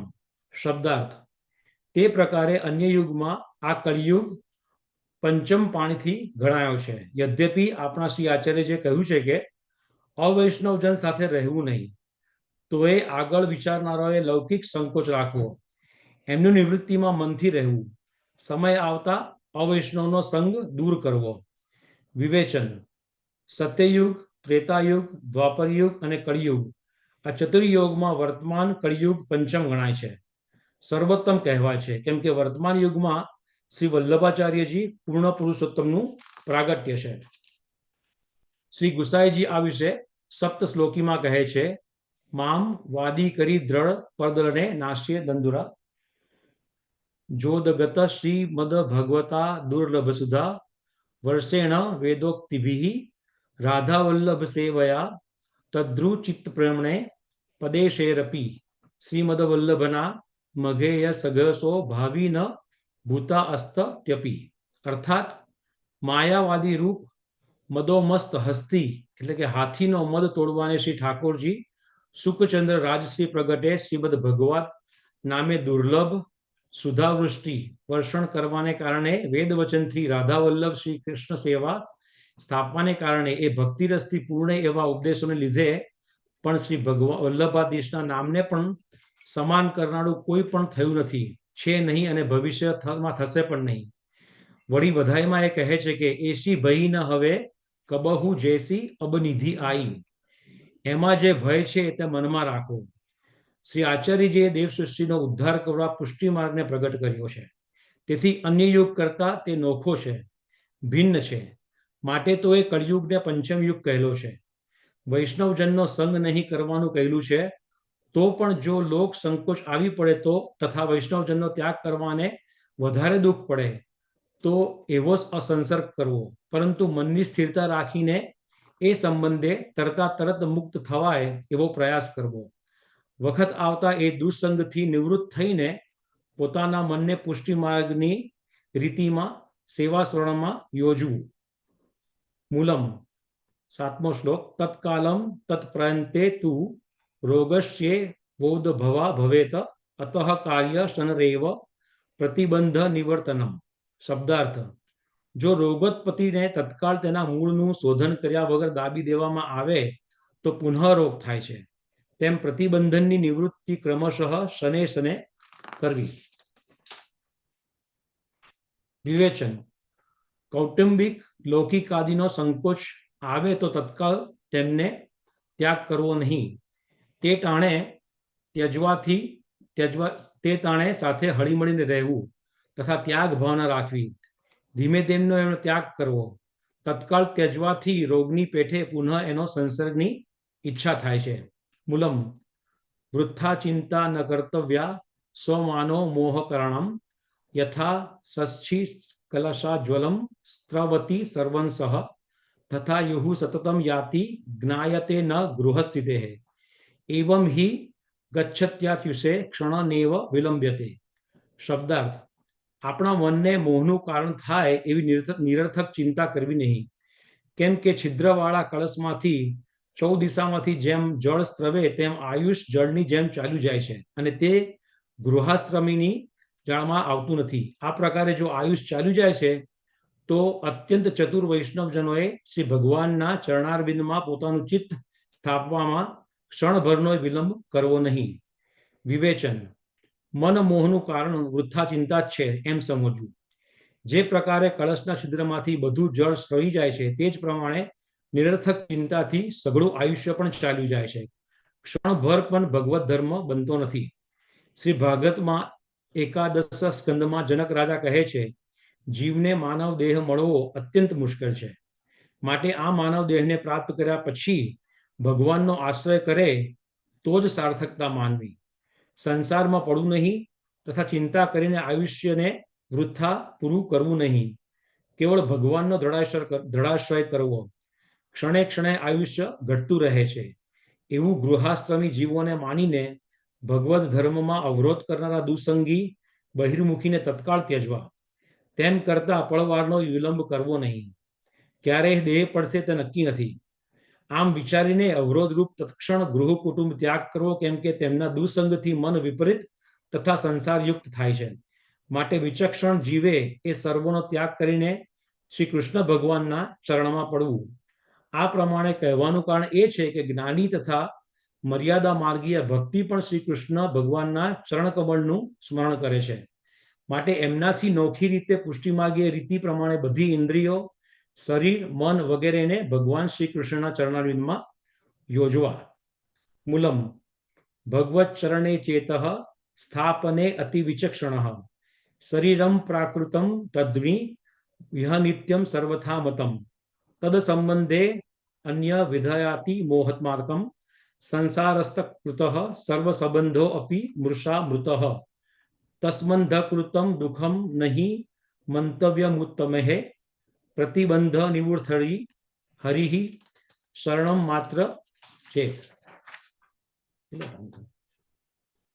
શબ્દાર્થ: દેહ પ્રાકૃત છે અને તે પણ સર્વથા અનિત્ય માનવામાં આવે છે. તેથી અહંતા મમાત્મકમ સંસાર છે એવો સંસારનો સંબંધ શુદ્ધ મિથ્યા છે. માટે એવા સંબંધ થકી ઉપજતું દુઃખ પણ ઉત્તમ જીવોએ ગણકારવું નહીં તથા પ્રતિબંધની નિવૃત્તિને કાજે શ્રી હરિને શરણે જવું. વિવેચન: શ્રી ભગવત ચરણારવિંદમાં મન ક્યારે લાગે? તો જ્યારે જીવ પોતાના દેહને પ્રાકૃત માને માટે એવા શરીરના પોષણમાં મનને લગાડે નહીં તથા ચિત્તપૂર્વક તનથી તથા વિત્તથી સેવા કરે ત્યારે દેહને પ્રકૃતિનું બનેલું જાણવું. જીવને સર્વદા શ્રી પ્રભુજીનો દાસ ગણવો. એક દી શરીર નાશવંત હોય તેનો નાશ થશે એમ માનવું. દેહ તથા જીવનનો સંબંધ કોઈ કાળમાં નિત્ય નથી. જીવ આદિ અનાદિ કાળથી 84 લાખ યોનિમાં ભ્રમણ કરતો રહે છે, પણ તેમાંના કોઈ યોનિ કે શરીર સાથે એનો સંબંધ નથી. તેનું એ કારણ છે કે પ્રાકૃત પંચતત્વનો બનેલો છે. જીવ સદા એક રસ અખંડ છે. એની અગ્નિ બાળી શકતો નથી, શસ્ત્રો ભેદી શકતો નથી, એવો તે શાશ્વત છે. પરંતુ એને અવિદ્યાનો સંબંધ છે, માટે તો તે આ દેહને પોતાના માનીને રહે છે. જીવને અહંભાવ તથા મમતા, સ્ત્રી, પુત્ર, દ્રવ્ય વગેરેની માયા લાગેલી છે.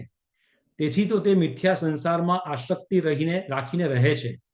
અહંતા મમતાત્મકમ સંસારમાં અવિદ્યા વશ થઈને જીવ શરીરનો તથા સ્ત્રી, પુત્ર, વિત્ત કે એના છે જ નહીં પરંતુ ભગવાનના છે તો પણ એમના પોતાકા ગણે છે. તેથી જ્યારે જીવ પોતાના દેહે, આત્મા, સ્ત્રી, પુત્ર, દ્રવ્ય, ઐહિક તથા પરલૌકિક સર્વ શ્રી પ્રભુજીના છે, મારા નથી એમ સમજીને એ બધું ભગવાનને સમર્પણ કરે છે અને ભગવત સેવામાં સ્મરણમાં પોતાને તથા પોતાના સર્વસ્વને યોજે ત્યારે જ એ સંસાર મુક્ત થાય છે.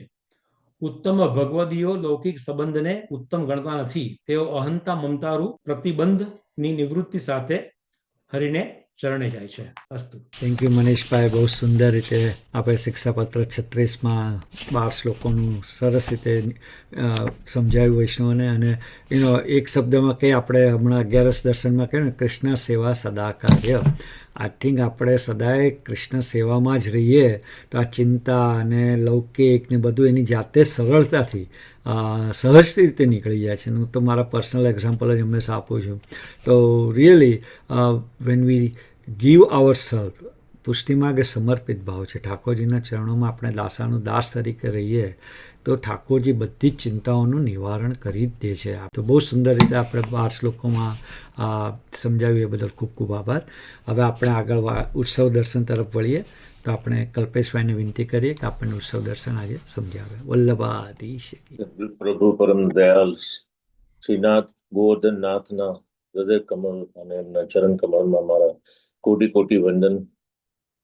મહાપ્રભુજી આ ભૂતલ પર પધારી જે પુષ્ટિ માર્ગનો માર્ગ સ્થાપી, જે છૂટા પડેલા જીવને જેવો ઉદ્ધાર કર્યો, એવી રીતે આપણા લાડીલા અને વંદનીય પરમ પૂજ્ય 108 શ્રી દ્વારકેશલાલજી અહીંયા પધારી, મેરીલેન્ડ અને અન્ય સ્ટેટમાં પધારીને જે રીતે પુષ્ટિ માર્ગનો પ્રચાર કરીને કેટલા વૈષ્ણવના હૃદયમાં પુષ્ટિ માર્ગની સ્થાપના કરી, એ બદલ આપ શ્રીને બી અમારા કોટી કોટી વંદન કરી હું આજના આ પ્રસંગના ઉત્સવને અહીંયા મારી રીતે મારી પવિત્ર વાણી કરવાનો પ્રયત્ન કર્યો. શ્રીનાથજીનો પાટોત્સવ આપણે લૌકિકમાં આપણે કોઈકને બધું જે આપણે સેલિબ્રેટ કરતા હોઈએ અને આપણને એમાં સહભાગી થવાનો આપણને અવસર મળે અથવા ક્યારે ત્યાં આગળ એના વિશેનું આપણે કોઈ દિવસ વર્ણન કરવાનું થાય તો આપણે કેટલા ખુશી થઈને કરતા હોઈએ.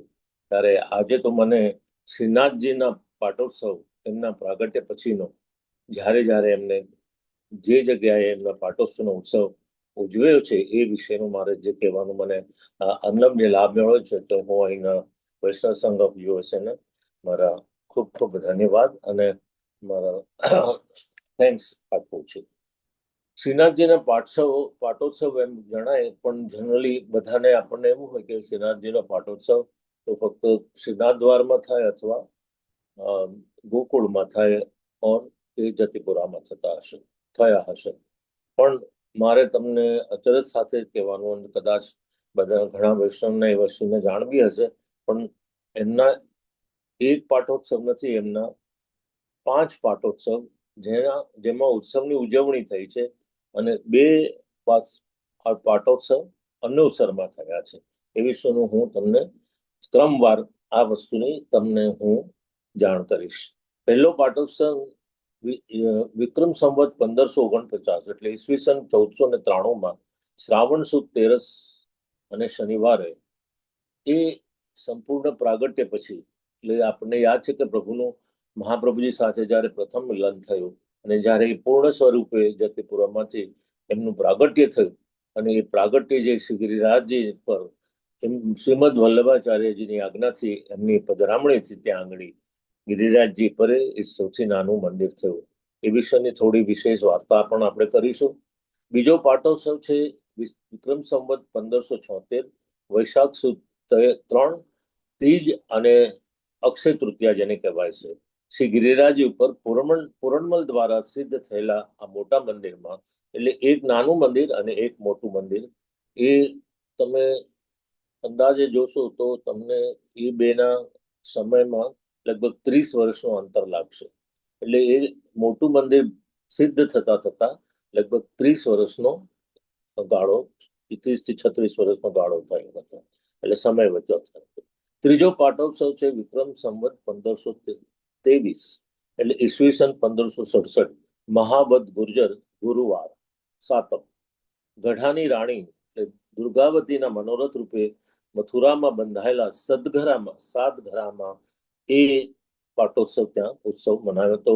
એ શ્રી ગિરધરલાલજીએ, જે વિઠ્ઠલનાથજીના જ્યેષ્ઠ પુત્ર છે, જે આજે તિલકાયતના સ્થાને એમનું સ્થાન શોભે છે. ચોથો પાટોત્સવ છે વિક્રમ સંવત 1728 એ પણ મહાવદ સાતમ ગુર્જર શનિવાર બ્રજમાંથી મેવાડ પધાર્યા પછી સિંહાડ એટલે નાથદ્વારાના મંદિરમાં થાય, અને એની ઈસવીસન છે 1572 અને ફેબ્રુઆરીની 20 તારીખ. અને શ્રી દામોદરજી એટલે બડે દાઉજી પ્રથમ તિલકાયત, એમને આ ઉત્સવનો પ્રારંભ કર્યો હતો. પાંચમો પાટોત્સવ છે વિક્રમ સંવત 1854 એટલે ઈસવીસન 1808 એ પણ મહાવદ સાતમ ગુર્જર ઘસિયાડથી નાથદ્વારા તરફ મંદિરમાં ફરીથી જતા શ્રી તિલકાયત ગિરધરલાલજી ઘસિયાડવાલે એમના તરફથી એ ઉત્સવ મનાવવાનો એમને નક્કી હતો. હવે અમુક સંશોધનના કારણો શ્રીનાથજી પહેલો પાટોત્સવ તિથિ 1555 વૈશાખ સુદ 3 હોવાનું માને છે. આ તિથિને માનવા જતા બીજા ઘણા પ્રશ્નો ઉદ્ભવે છે અને એમનું સમાધાન થતું નથી. આમ આ વિવાદાસ્પદ મુદ્દો હોવાથી આ અંગેનું વિશ્લેષણ પણ અહીંયા ટાળ્યું છે. આપણે એ તિથિને માની લઈને આપણે ચરિત્રમુખને આપણો રસાસ્વાદ માનીએ છીએ.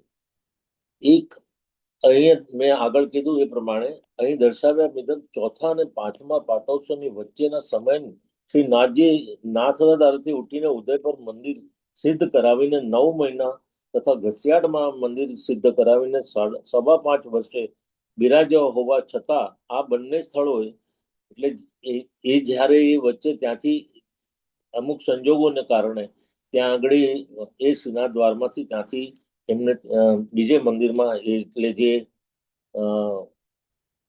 ઉદયપુરનું મંદિર છે ત્યાં અને ઘસિયાડના મંદિરમાંથી સિદ્ધ કરાવીને એમને એ સ્થળોની વચ્ચે જે પાટોત્સવ ત્યાં આગળ બિરાજ્યા હતા એ બી ઉત્સવ મનાવ્યો નહોતો, પણ એનું વિશ્લેષણ થવાથી એ આપણને એ પાટોત્સવ બી છઠ્ઠા અને સાતમા પાટોત્સવ તરીકે ગણાય છે. બંને સ્થળોએ શ્રીનાથજીનો પાટોત્સવ ઉજવવામાં નહીં આવ્યો હોય, પણ ગુપ્ત રીતે સેવા પ્રકારમાં રાખવામાં આવ્યો હશે.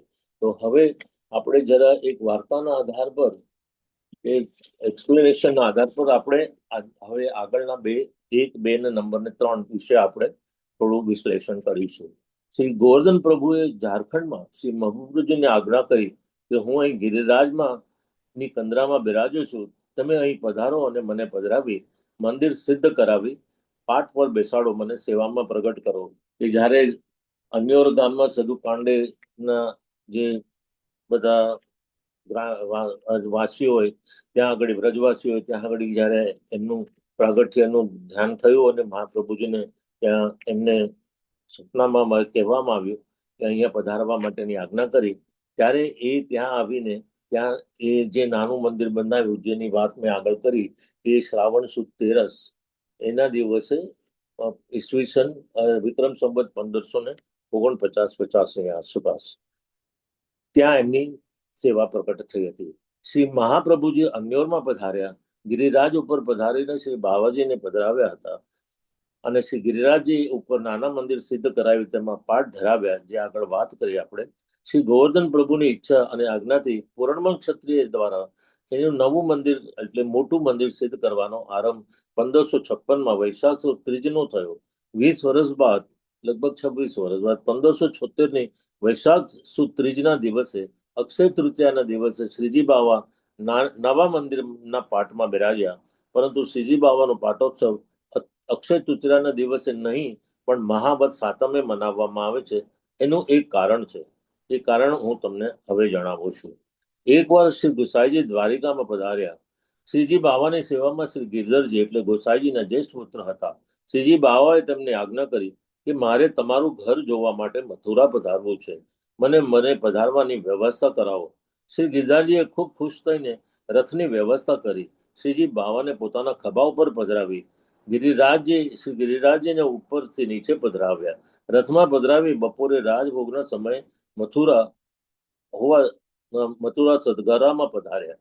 એ સદગરાનું એ ઘર ગુસાઈજીના ઘડાની રાણી, જે આપણે દુર્ગાવતી રાણીનું નામ હતું, એમની ઈચ્છાથી અને એમની વિનંતીથી આ સદગરાનું ત્યાં ગુસાઈજીના 7 બાળકો સાથે એમને ત્યાં રહેવાનું સ્થાન મળ્યું. એ સદગરાને 7 ઘરની સાથે સદગરાનું નામ પડ્યું છે. એ સદગરાનું એ ઘર ગોસાઈજીની ઘડાની રાણીનું ભેટ આપેલું અને એમને ગોસાઈજીના 7 પુત્રોનો પરિવાર બિરાજતો હતો. તેથી એનું નામ સદગરા નામે ઓળખાતું. ઘણાને એ ત્યાં આગળ જઈને દર્શન કરવાનો લાભો પણ મળ્યો હશે, અને આજે ના થયો હોય તો ત્યાં જરૂર વધારે મથુરા જાય તો આ જગ્યા આપણે દર્શન કરવા માટે અલભ્ય છે. આ દિવસ મહાવદ સાતમનો હતો. સંવત 1627 મહાવદ સાતમને ગુરુવારે શ્રી ગુસાઈજીના ઘરમાં શ્રીજી બાવા પાઠ પર બિરાજ્યા. આ માટે આ દિવસને 7 ઘરના શ્રીનાથજીના પાટોત્સવ તરીકે ઉજવવામાં આવે છે. સમસ્ત પુષ્ટિમાર્ગીય વૈષ્ણવો પણ આ સાતમથી જ એક ઘરના સેવક હોવાથી બધાને ત્યાં આજે શ્રીનાથજીનો પાટોત્સવ મનાય છે. શ્રીજી બાવાને સર્વ બાળકો, બહુજી, બેટીજી બધા મન ભરીને ખેલાવ્યા. શ્રી ગિરધરજીએ પોતાના પરિવારનું સર્વસ્વ શ્રીનાથજીને ભેટ કર્યું. એક નાના બેટીજીની પાસેથી એક સોનાની વાળી રહી ગઈ હતી, તે પણ શ્રીજી બાવાએ માંગી લીધી. આમ પોતાનો પરિવાર ગણીને શ્રીજી બાવાએ પ્રસન્નતાપૂર્વક શ્રી ગુસાઈજીના પરિવારની સેવા નૃસિંહ 14 સુધી સદગરા બિરાજી અંગીકાર કરી. નૃસિંહ 14ના દિવસે પાછા ગિરિરાજજી ઉપર પધાર્યા. આજના દિવસે 7 ઘરમાં શ્રીનાથજીનો પાટોત્સવ મહોત્સવવત મનાવાય છે. જે તે ઘરના સેવ્ય સ્વરૂપની સાથે શ્રીનાથજીના ભાવનાજી પધરાવીને વિવિધ સામગ્રીઓ આરોગાવીને વિવિધ રંગોથી ખેલવામાં આવે છે. આજથી સ્વાંગ શરૂ થાય છે અને સ્વાંગ લેનારાઓ વિવિધ દેવો, મનુજો, ગાંધર્વો, જુદા જુદા મનુષ્યો વગેરે સ્વાંગ લઈને શ્રી પ્રભુ સમક્ષ નાચે છે, જેથી બાલ ભાવે પ્રભુ આનંદિત થાય છે. સ્વાંગની શરૂઆત આજથી થાય છે, કારણ કે તે સમયે મથુરામાં હોળીના ખેલના દિવસો આવા સ્વાંગમાં નીકળતા હતા. શ્રીજી બાવો એ પણ આ સ્વાંગ જોવાનું, બહાર જવાનું બંધ કર્યું. શ્રી ગિરધરજીએ શ્રી પ્રભુની પ્રસન્નતા માટે સદગરામાં આ સ્વાંગની પ્રથા શરૂ કરી. શ્રી ગોવર્ધન પ્રભુ વ્રજમાંથી મેવાડ પધાર્યા ત્યારે પણ 1728 મહાવત સાતમે જ પાઠ પર બિરાજ્યા હતા, જે મેં આગળ વાત કરી 5મા પ્રાગટ્યનું. અને તેમજ સંવત 1864માં વસિયાળથી પાછા ફરતા નાથ દ્વારા જ્યારે પધાર્યા આજના દિવસે એ તે જ પાઠ પર બિરાજ્યા હતા. માટે આજનો દિવસ પણ સર્વત્ર માટે શ્રી નાથજીનો પાટોત્સવ તરીકે આનંદપૂર્વક મનાય છે. આમાં 2 વાર્તા પણ આપણે આગળ વધારી શકીએ, પણ હું સાથે સાથે આપ બધા વૈષ્ણવને જણાવું કે શ્રીનાથજીના પાટોત્સવ સાથે શ્રી નવનીત પ્રિયાજીનું પ્રાગટ્ય વિશે બી આ દિવસનું ઘણું મહત્વ ગણાય છે. કારણ કે એ એમની સ્વરૂપ ભાવના, એમની એ વખતે નવનીત પ્રિયાજીનું જે પ્રાગટ્ય હતું એ એમનું સ્વરૂપ ગોકુળમાં એમની 6 મહિનાની જ્યારે વય હતી અને જ્યારે એમને પેલી 3 લીલા કરી હતી, પૂતનાની અને શકટ, અને એક ત્રીજી લીલા છે એ હમણાં હું તમને જરા મને ખ્યાલ આવશે એટલે હું વાત કરીશ. પણ એ અને તૃણાવતવત આ 3 સ્વરૂપની અદભુત લીલાઓ એ માખણના નવનીત પ્રિયાજીએ જમણા હાથમાં માખણને પેડો પકડીને ખાતા ખાતા આંગળામાં ખેલે છે, એ ભાવ તે જ ભાવથી એમનું નામ નવનીત પ્રિયાજી પડ્યું છે. ગોવિંદ સ્વામી શ્રી નવનીતજીના શૃંગાર તેમજ લીલાઓનું સુંદર વર્ણન કરતા પદમાં બી એવું કહે છે કે આંગળાના આનંદભેર શ્રી નવરાજજી ખેલી રહ્યા છે. તેમણે પિત્ત તાફતાનું પીળું ઝબલું પહેર્યું છે અને સુંદર ફૂલે ધારણ પણ કરેલી છે. આંગણામાં ખેલે છે ત્યારે નાના વાછરડાના પૂંછડા પકડવાનો પ્રયત્ન કરે છે. મોટી ગાયોના પગ પકડવા જાય છે. ગાય અને વાછરડાની પાછળ દોડે છે. ઘૂંટણિયા તાણતા તાણતા દોડે છે ત્યારે નંદાલયના આંગણામાં રહેલી વ્રજરજ તેમાં ભળેલા ગૌમૂત્રથી ભીની થઈ વ્રજરજ તેમના શ્રી અંગ ઉપર પણ લાગે છે. તેથી તેમનું ગૌર અંગ પણ ખૂબ જ સુંદર શોભી રહ્યું છે. માતાજી યશોદા તેમના વાંકડિયા વાળમાં મોતીની લરો ગૂંથી છે. એ લરોની ભ્રમર ઉપર શોભી રહી છે. આવા શોભાયમાં નાનકડા પ્યારેલા લાલન અંગ ઉપર પોતાના કોટી ગોવિંદ સ્વામી એના પર ઉભારી દે છે. આજના પાટોત્સવના દિવસે લાડીલા લાલનને આપણે કોટી કોટી ધન્યવાદ બી પહોંચે છે. પહેલો અને બીજો પાટોત્સવનું જે ઘણું મહત્વ છે કે આપણે શ્રીનાથજી એ દિવસે એમનું પ્રાગટ્ય જે થયું, એ જે નાના મંદિરની નાનકડી વાર્તા સમયનો અભાવ ના હોય તો હું એ વાત આગળ કરી શકું એમ છું. પણ મને લાગે છે કે એ વાત આપણે સારી રીતે જાણીએ છીએ. અને કારણ કે એ હિમાદ્રી નામના એક શું કહેવાય શિલ્પકાર હતા અને પૂરણમળ, એ મળીને એ બંને જણે મળીને મંદિરનું નકશા અને એને તો મહાપ્રભુજી સમક્ષ પ્રસ્તુત કરી. તો એ જ્યારે પ્રસ્તુત કરીને આવ્યા ત્યારે એમાં એમને ધજાજી, છત્ર અને એનો શું કહેવાય કે ઉપર એનો જે કળશ, આ 3 વસ્તુ હતી. તો મહાપ્રભુજી કીધું કે આપણે મંદિરની ભાવના નથી, આપણો નંદાલયનું ઘર છે, એટલે આપણે એ સેવા પધારો. ત્યારે એમને ફરીથી એનો નકશો બનાવવાનો કહ્યું.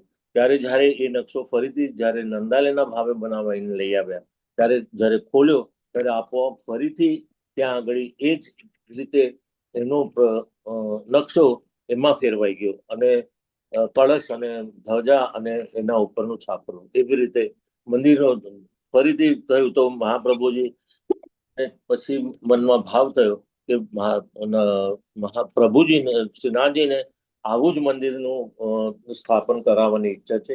માટે પછીથી એમને એ આજ્ઞા આપીને એવી રીતે એમને આ મોટા મંદિરનું સ્થાપન કરાવ્યું પૂરણમલજી પાસે.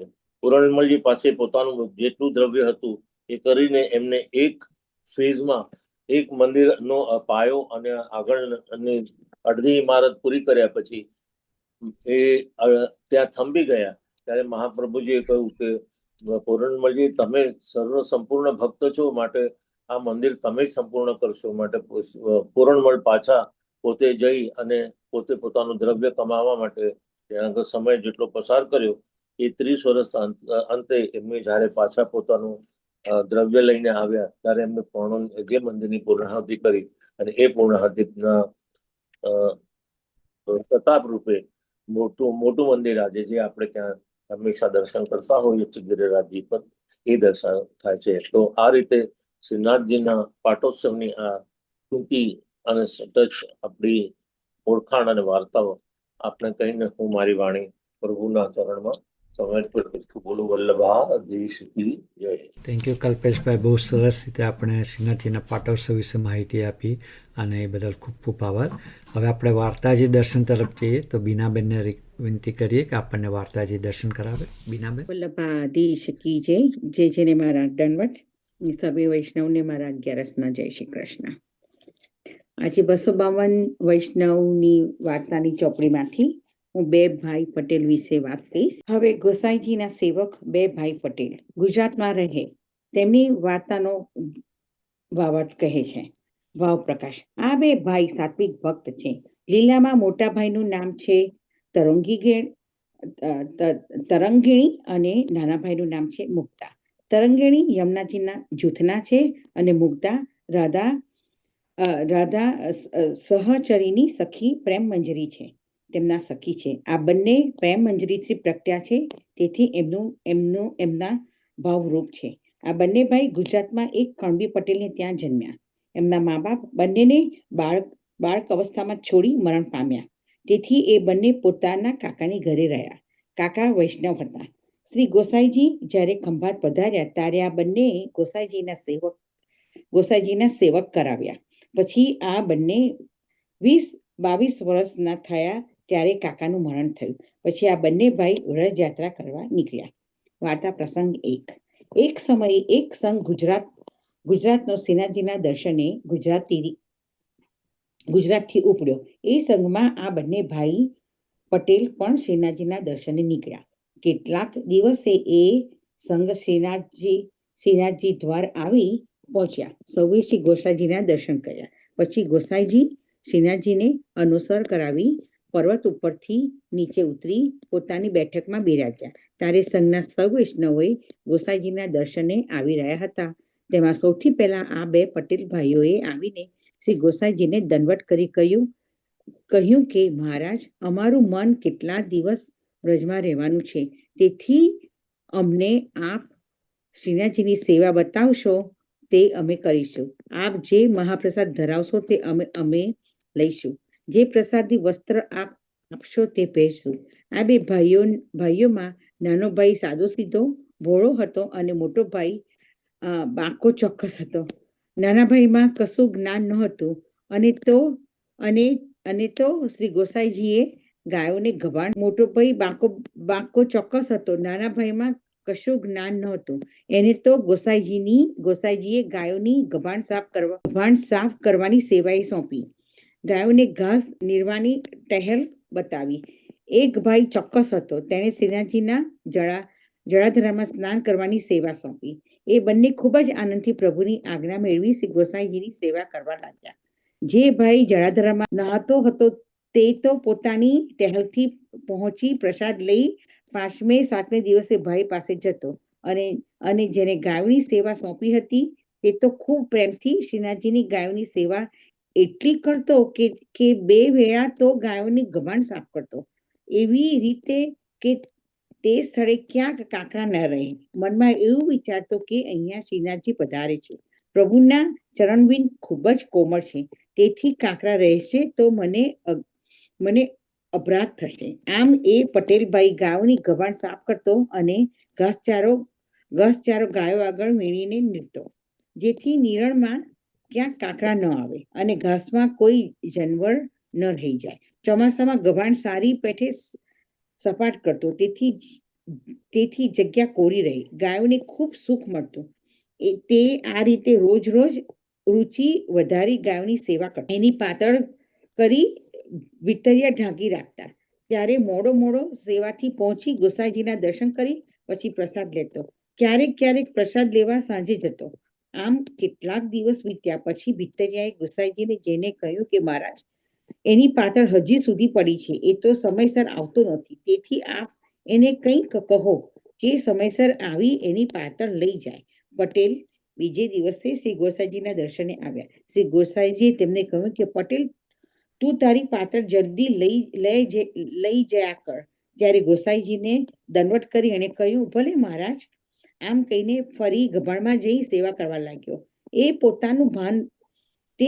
પાત્રનું ભાન ન રહ્યું. આમ મન લગાવીને ગાયોની સેવા કરવા લાગ્યો. એને મુગ્ધ ભાવ જાણી શ્રીનાથજી એના પર ખૂબ પ્રસન્ન થયા. સેવાના આદેશમાં એને ખાવાનું ભાન ન રહ્યું. તેથી શ્રીનાથજીએ એને ક્યારેક દર્શન આપ્યા. એને પ્રભુ પ્રસાદ લેવા મોકલો તો પણ સેવાથી પહોંચીને પછી જ જતો. એવું એનું મન શ્રીનાથજીની ગાયોની સેવામાં લાગ્યું રહેતું. એક દિવસ શ્રીનાથજીએ શૈયા ભોગને એક લાડુ તેને ત્યાં જ આપ્યો. એ ખાઈને એ સેવા કરવા લાગ્યો. તે એ દિવસે પાત્ર લેવા ન ગયો. ભિતરિયાએ ફરી ગોસાઈજીને વિનંતી કરી, હે મહારાજ, એ આજે પાત્ર લેવા હજી સુધી આવ્યો નથી. ગોસાઈજી એને રાત્રે બોલાવીને પૂછ્યું કે પટેલ, આજે હજી સુધી તમે પાત્ર લેવા કેમ ન આવ્યા? ત્યારે પટેલે શ્રી ગોસાઈજીને વિનંતી કરી કે મહારાજ, મને શ્રીનાથજીએ એક લાડવો આપ્યો હતો. તેમાંથી થોડો ખાધો છે અને થોડો મારી પાસે બાંધ્યો છે. તેથી ભૂખ નથી, તો પાત્ર લઈને શું કરું? શ્રી ગોસાઈજી આ સાંભળીને શ્રીનાથજીની કૃપા જાણી તેના ઉપર ખૂબ પ્રસન્ન થયા. પછી ગોસાઈજીએ કહ્યું કે પટેલ, એ લાડુ તારી પાસે છે?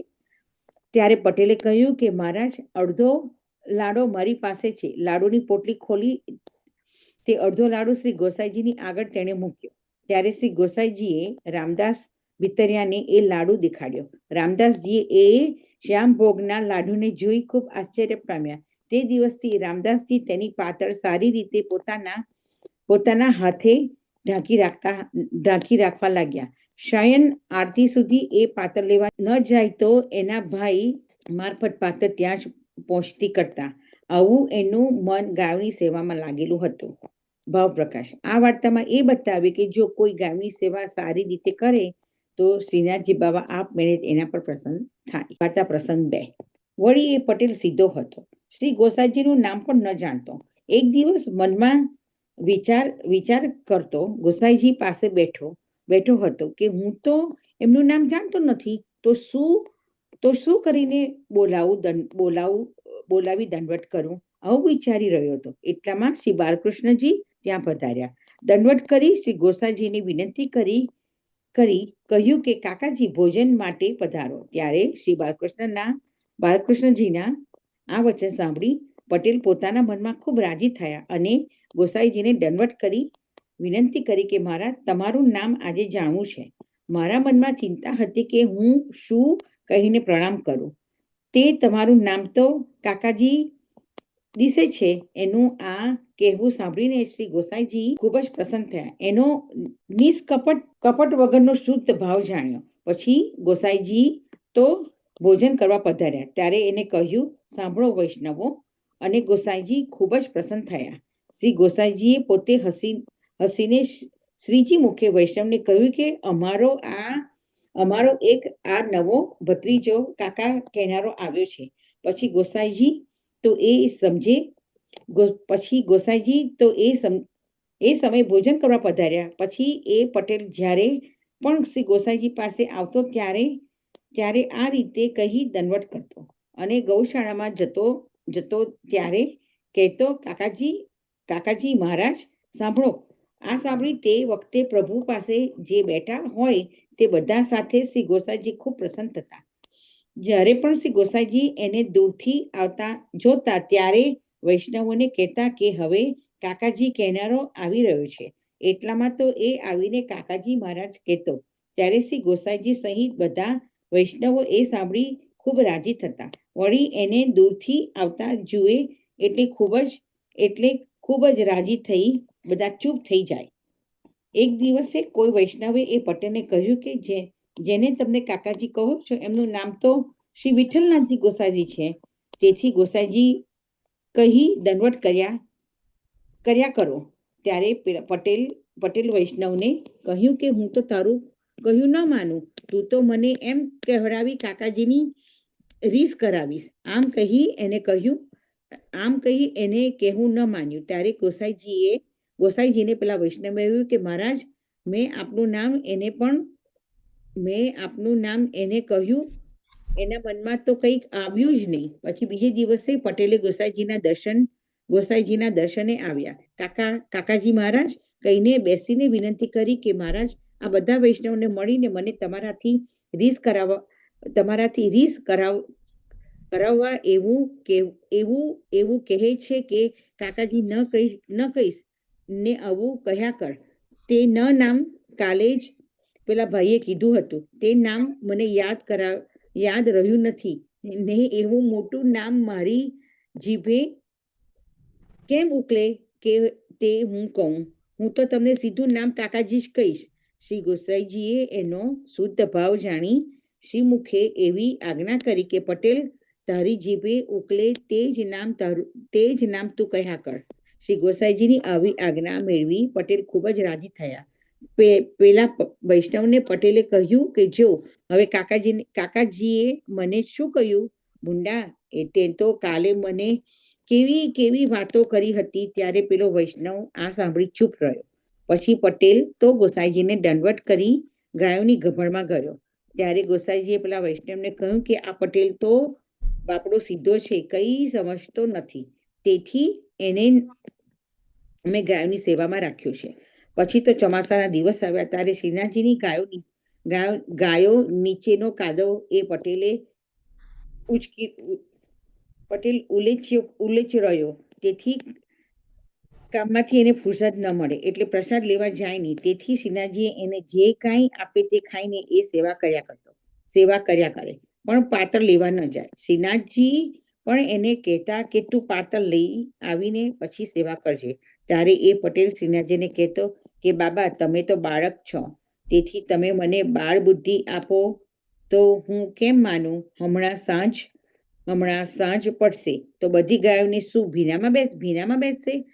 આમ શ્રીનાથજીના વચન પણ ન માનતા. એ જ દિવસે રાતે ઘણી વીતી અને વરસાદ વરસ્યો હતો. તેથી રાતે પાત્ર લેવા જઈ ન શક્યો. કામ કરતા થાકી ગયો હતો. તેથી બપોરે જે કાંઈ શ્રીનાથજીએ આપેલું તે ખાઈ રાત્રે સૂઈ ગયો. પછી શ્રીનાથજી પડતી વેળા જ જારી બીડા બંટા લઈને પોતે તે સમયે કિરસ્કમાં ગાયોની ગમણામાં એ પટેલ પાસે પધરાવા લાવ્યા. એટલામાં શ્રીનાથજીએ શ્રી સ્વામીજીને કહ્યું કે આવા વરસતા વરસાદમાં ક્યાં પધારો છો? ત્યારે શ્રીનાથજીએ શ્રી સ્વામીજીને કહ્યું કે શ્રી ગોસાઈજીનો એક નાનો ભત્રીજો પ્રગટ થયો છે. એ ગાયોની સેવા સરસ કરે છે. એણે આજે પ્રસાદ લીધો નથી. મારી આશા એ સૂઈ રહ્યો છે, તેથી હું એને આ પ્રસાદ લેવડાવી આવીશ. ત્યારે સ્વામીજીએ શ્રીનાથજીને કહ્યું કે હું પણ શ્રી ગોસાઈજીના ભત્રીજાને જોવા આવીશ. પછી શ્રીનાથજીએ અને સ્વામીજીએ બંને તે દિવસે બીરકમાં ગૌશાળામાં પધાર્યા. શ્રીનાથજીએ એ પટેલને જગાડ્યો. પટેલે ઉઠીને શ્રીનાથજી અને સ્વામીજીના દંડવત કર્યા. પછી શ્રીનાથજીએ એને 2 લાડુ ખવડાવી પોતાની જારીથી જળ પીવડાવી બીડા આપી જારી બંટા ત્યાં છોડી બંને સ્વરૂપ પર્વત ઉપર મંદિરમાં પધાર્યા. બીડું ખાઈને એ પટેલ સૂઈ ગયા. ભાવ પ્રકાશ. પ્રભુ ભક્ત વત્સલ છે, તેથી પોતાના ભક્તનું જરા સરખું દુઃખ સહી શકતા નથી. એટલે આવા વરસાદમાં પણ શ્રી ઠાકોરજી આ પટેલને ખવડાવવા આવ્યા. શ્રી સ્વામીજીએ એને રાધા સહચરીને સંબંધ જાણી દર્શન આપ્યા. કેમ કે નંદાલયમાં રાધા સહચારી રૂપે શ્રી સ્વામીજી પોતે જ બિરાજે છે. તેથી પોતાના પરિકર પર શ્રી સ્વામીજીની પોતાની સહજ પ્રીતિ છે. પછી સવારે શ્રી ગોસાઈજીનું સ્નાન કરી શંખનાદ કરાવી જ્યારે મંદિરમાં શ્રીનાથજીને જગાડવા પધાર્યા, ત્યારે શૈયા પાસે જુએ તો બંટા જારી 2 બીડા નહોતા. ત્યારે શ્રી ગોસાઈજીના બીજા જારી બંટા ધરી એ સમયે કામ ચલાવ્યું. પછી જાગ્યા ત્યારે શ્રી ગોસાઈજીએ શ્રીનાથજીના બંને કપોલગાર ઉપર પોતાનો શ્રી હસ્ત ફેરવી પૂછ્યું કે બાબા, જારી બંટા 2 બીડા કોને આપી આવ્યા છો? ત્યારે આળસ કરીને શ્રીનાથજીએ ગોસાઈજીને કહ્યું કે તમારા નવા ભત્રીજા પાસે રાત્રે ખીરકમાં ભૂલી આવ્યો છું રાત્રે વરસતા વરસાદમાં એ આવી ન શક્યો એટલે પાતળ લેવા આવ્યો નથી. તેથી અમે બંને રાત્રે ખીરકમાં પધાર્યા હતા. એને પ્રસાદ લેવડાવી આવીને પોઢી ગયા. એ દિવસે અવાર થઈ વાર લાગી એટલે જારીબંટા ત્યાં જ છોડી આવ્યા. પછી ગુસાઈજી શ્રીનાથજીને મંગળા ભોગ ધરી બહાર પધાર્યા. ત્યારે એક વ્રજવાસીને મોકલ્યો. વ્રજવાસીને જતી વેળા કહ્યું કે તું જારીબંટાને અડક્યો નથી. એ પટેલ નજીક ખીરકમાં જઈને ચાલ્યો આવજે. વ્રજવાસીએ ખીરકમાં આવીને જોયું તો પટેલ તો સૂતો છે અને શ્રીનાથજીના બંટાજારી બંને એના માથા આગળ ધરેલા છે, મૂકેલા છે. આ સમાચાર વ્રજવાસીએ આવીને શ્રી ગોસાઈજીને કહ્યા. ત્યારે ગોસાઈજી ચૂપ કરી રહ્યા. વ્રજવાસીએ આવીને શ્રી ગોસાઈજીને કહ્યા ત્યારે ગોસાઈજી ચૂપ કરી રહ્યા. પછી એક બાજુ વ્રજવાસીને મોકલ્યો. તેને પોતે કહ્યું કે તું દૂર બેઠ. આ જારીબંટાની રખેવાળી એ રીતે કરજે કે એ પટેલ જાણે નહીં. જારીબંટા લઈને ઘરે આવે ત્યારે હું એની પાછળ ચાલ્યો આવીશ. એ વ્રજવાસી પટેલની નજર ન પડે એ રીતે બેઠો જારીબંટાને દૂરથી જોતો રહ્યો. પછી સવારે એ જ પટેલ જાગ્યો. ત્યારે જોયું તો શ્રીનાથજી જારીબંટા અહીં જ ભૂલી ગયા છે. એણે જારીબંટા ઉઠાવીને ગોખલામાં ધર્યા મૂક્યા. પોતે તો ગાયોની સેવા રોજ કરતો એટલે બે ધડકપણે પોતાનું સેવામાં કામ કર્યા કર્યું. પછી બપોર થાય અને સેવા પહોંચાઈ રહી એટલે પટેલ જારીબંટા લઈ ગુસાઈજીના દર્શને આવ્યા. કાકાજી મહારાજ કહી દંડવત પ્રણામ કર્યા. પછી કહ્યું કે આ પોતાના જારીબંટા છે. રાત્રે શ્રીનાથજી મને 2 લાડુ ખવડાવી ગયા. આ બંને વસ્તુને મૂકી આવ્યા. ત્યારે ગોસાઈજી એને જોઈ ખૂબ પ્રસન્ન થયા. શ્રી ગોસાઈજીએ આ બધું સમાચાર રામદાસજી બિતરિયાને કહ્યું અને આજ્ઞા કરી કે આ પટેલની પાતળ ખીરકમાં જ આજથી પહોંચાડ્યા. ભાવપ્રકાશ કેમ કે એને માટે પ્રભુનો આટલો શ્રમ લેવો પડ્યો. તે દિવસથી ભીતરિયા પીરસણ કરી પ્રસાદ લઈ પોતાની ઘેર જતા ત્યારે પટેલની પાતળ ખીરકમાં જ પોતપોતાના વારામાં પહોંચાડવા લાગ્યા. તેથી એને ઘણી વાર થઈ જતી ત્યારે શ્રીનાથજી એનું દુઃખ સહી ન શકતા. વલ્લભાદી શકી. થેન્ક યુ ફોર ધ વાર્તાજી દર્શન બીનાબેન. હવે આપણે કીર્તન તરફ આગળ વધીએ તો હું પરાગભાઈને વિનંતી કરીશ કે આપણને કીર્તનનો લાવો આપે. વલ્લભાદી શકી છે. જયશ્રીને દંડવત પ્રણામ મારા તરફથી અને સર્વે વૈષ્ણવોને ભગવત સ્મરણ વિજય એકાદશીના સૌને ખૂબ ખૂબ વધાઈ. વસંતનું પદ છે, વસંત મંગલા.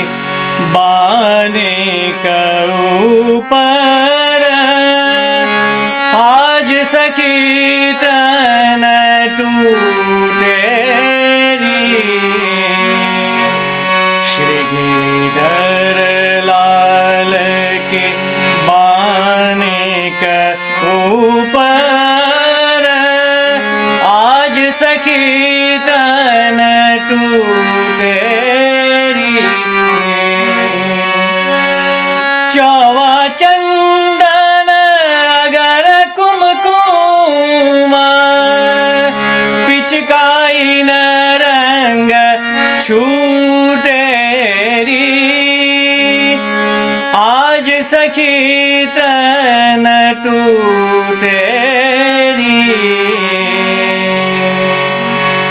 लाल के नैन रग मग देखियत अंगन अंगन लूटेरी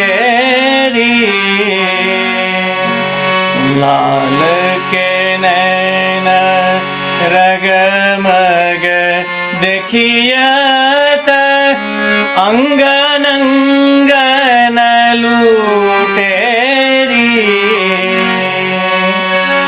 कृष्णदास धनी धन्य राधिका अधर सुधारस घूटेरी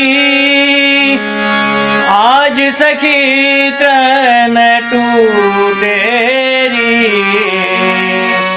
श्रीधर लाल के बानिक ऊपर आज सखी तन आज सखी तन आज सखी तन टूटेरी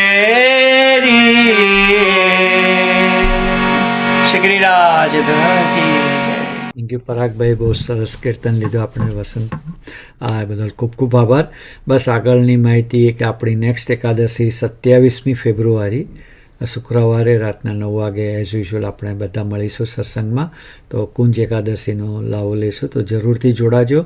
અને હવે આપણે વિશ્રામ તરફ જઈએ તો આપણે ફાલ્ગુનીબેનને વિનંતી કરીએ કે આપણને આશ્રયપદથી સર્વ વૈષ્ણવ લાભ આપે. વલ્લભાધીશ. પૂજ્ય જયજયશ્રીના ચરણોમાં અમારા કોટી કોટી દંડવત પ્રણામ અને સર્વે વૈષ્ણવોને ભગવત સ્મરણ. વસંતમાં અત્યારે ચાલે છે તો વસંતનું આશ્રયપદ લઉં છું.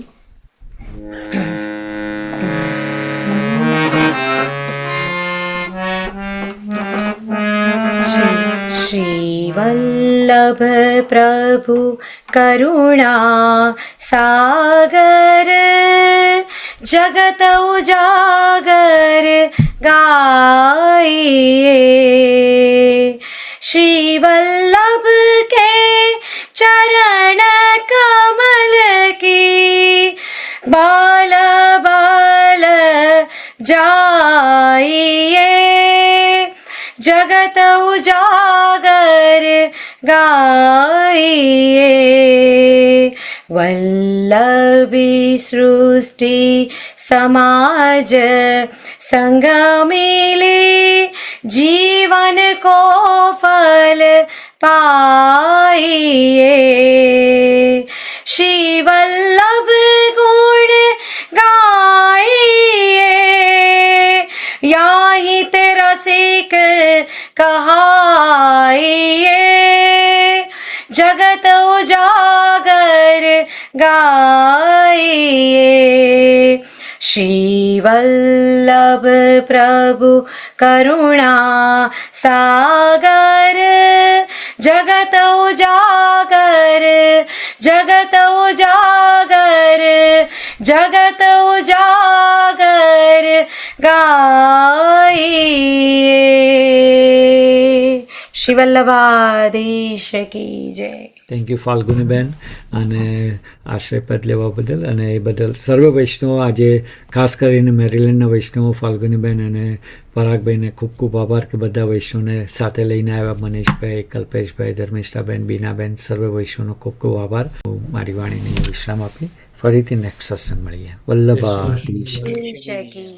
ગોપાલ રાધે માધવા રાધે કૃષ્ણ ગોવિંદ ગોપાલ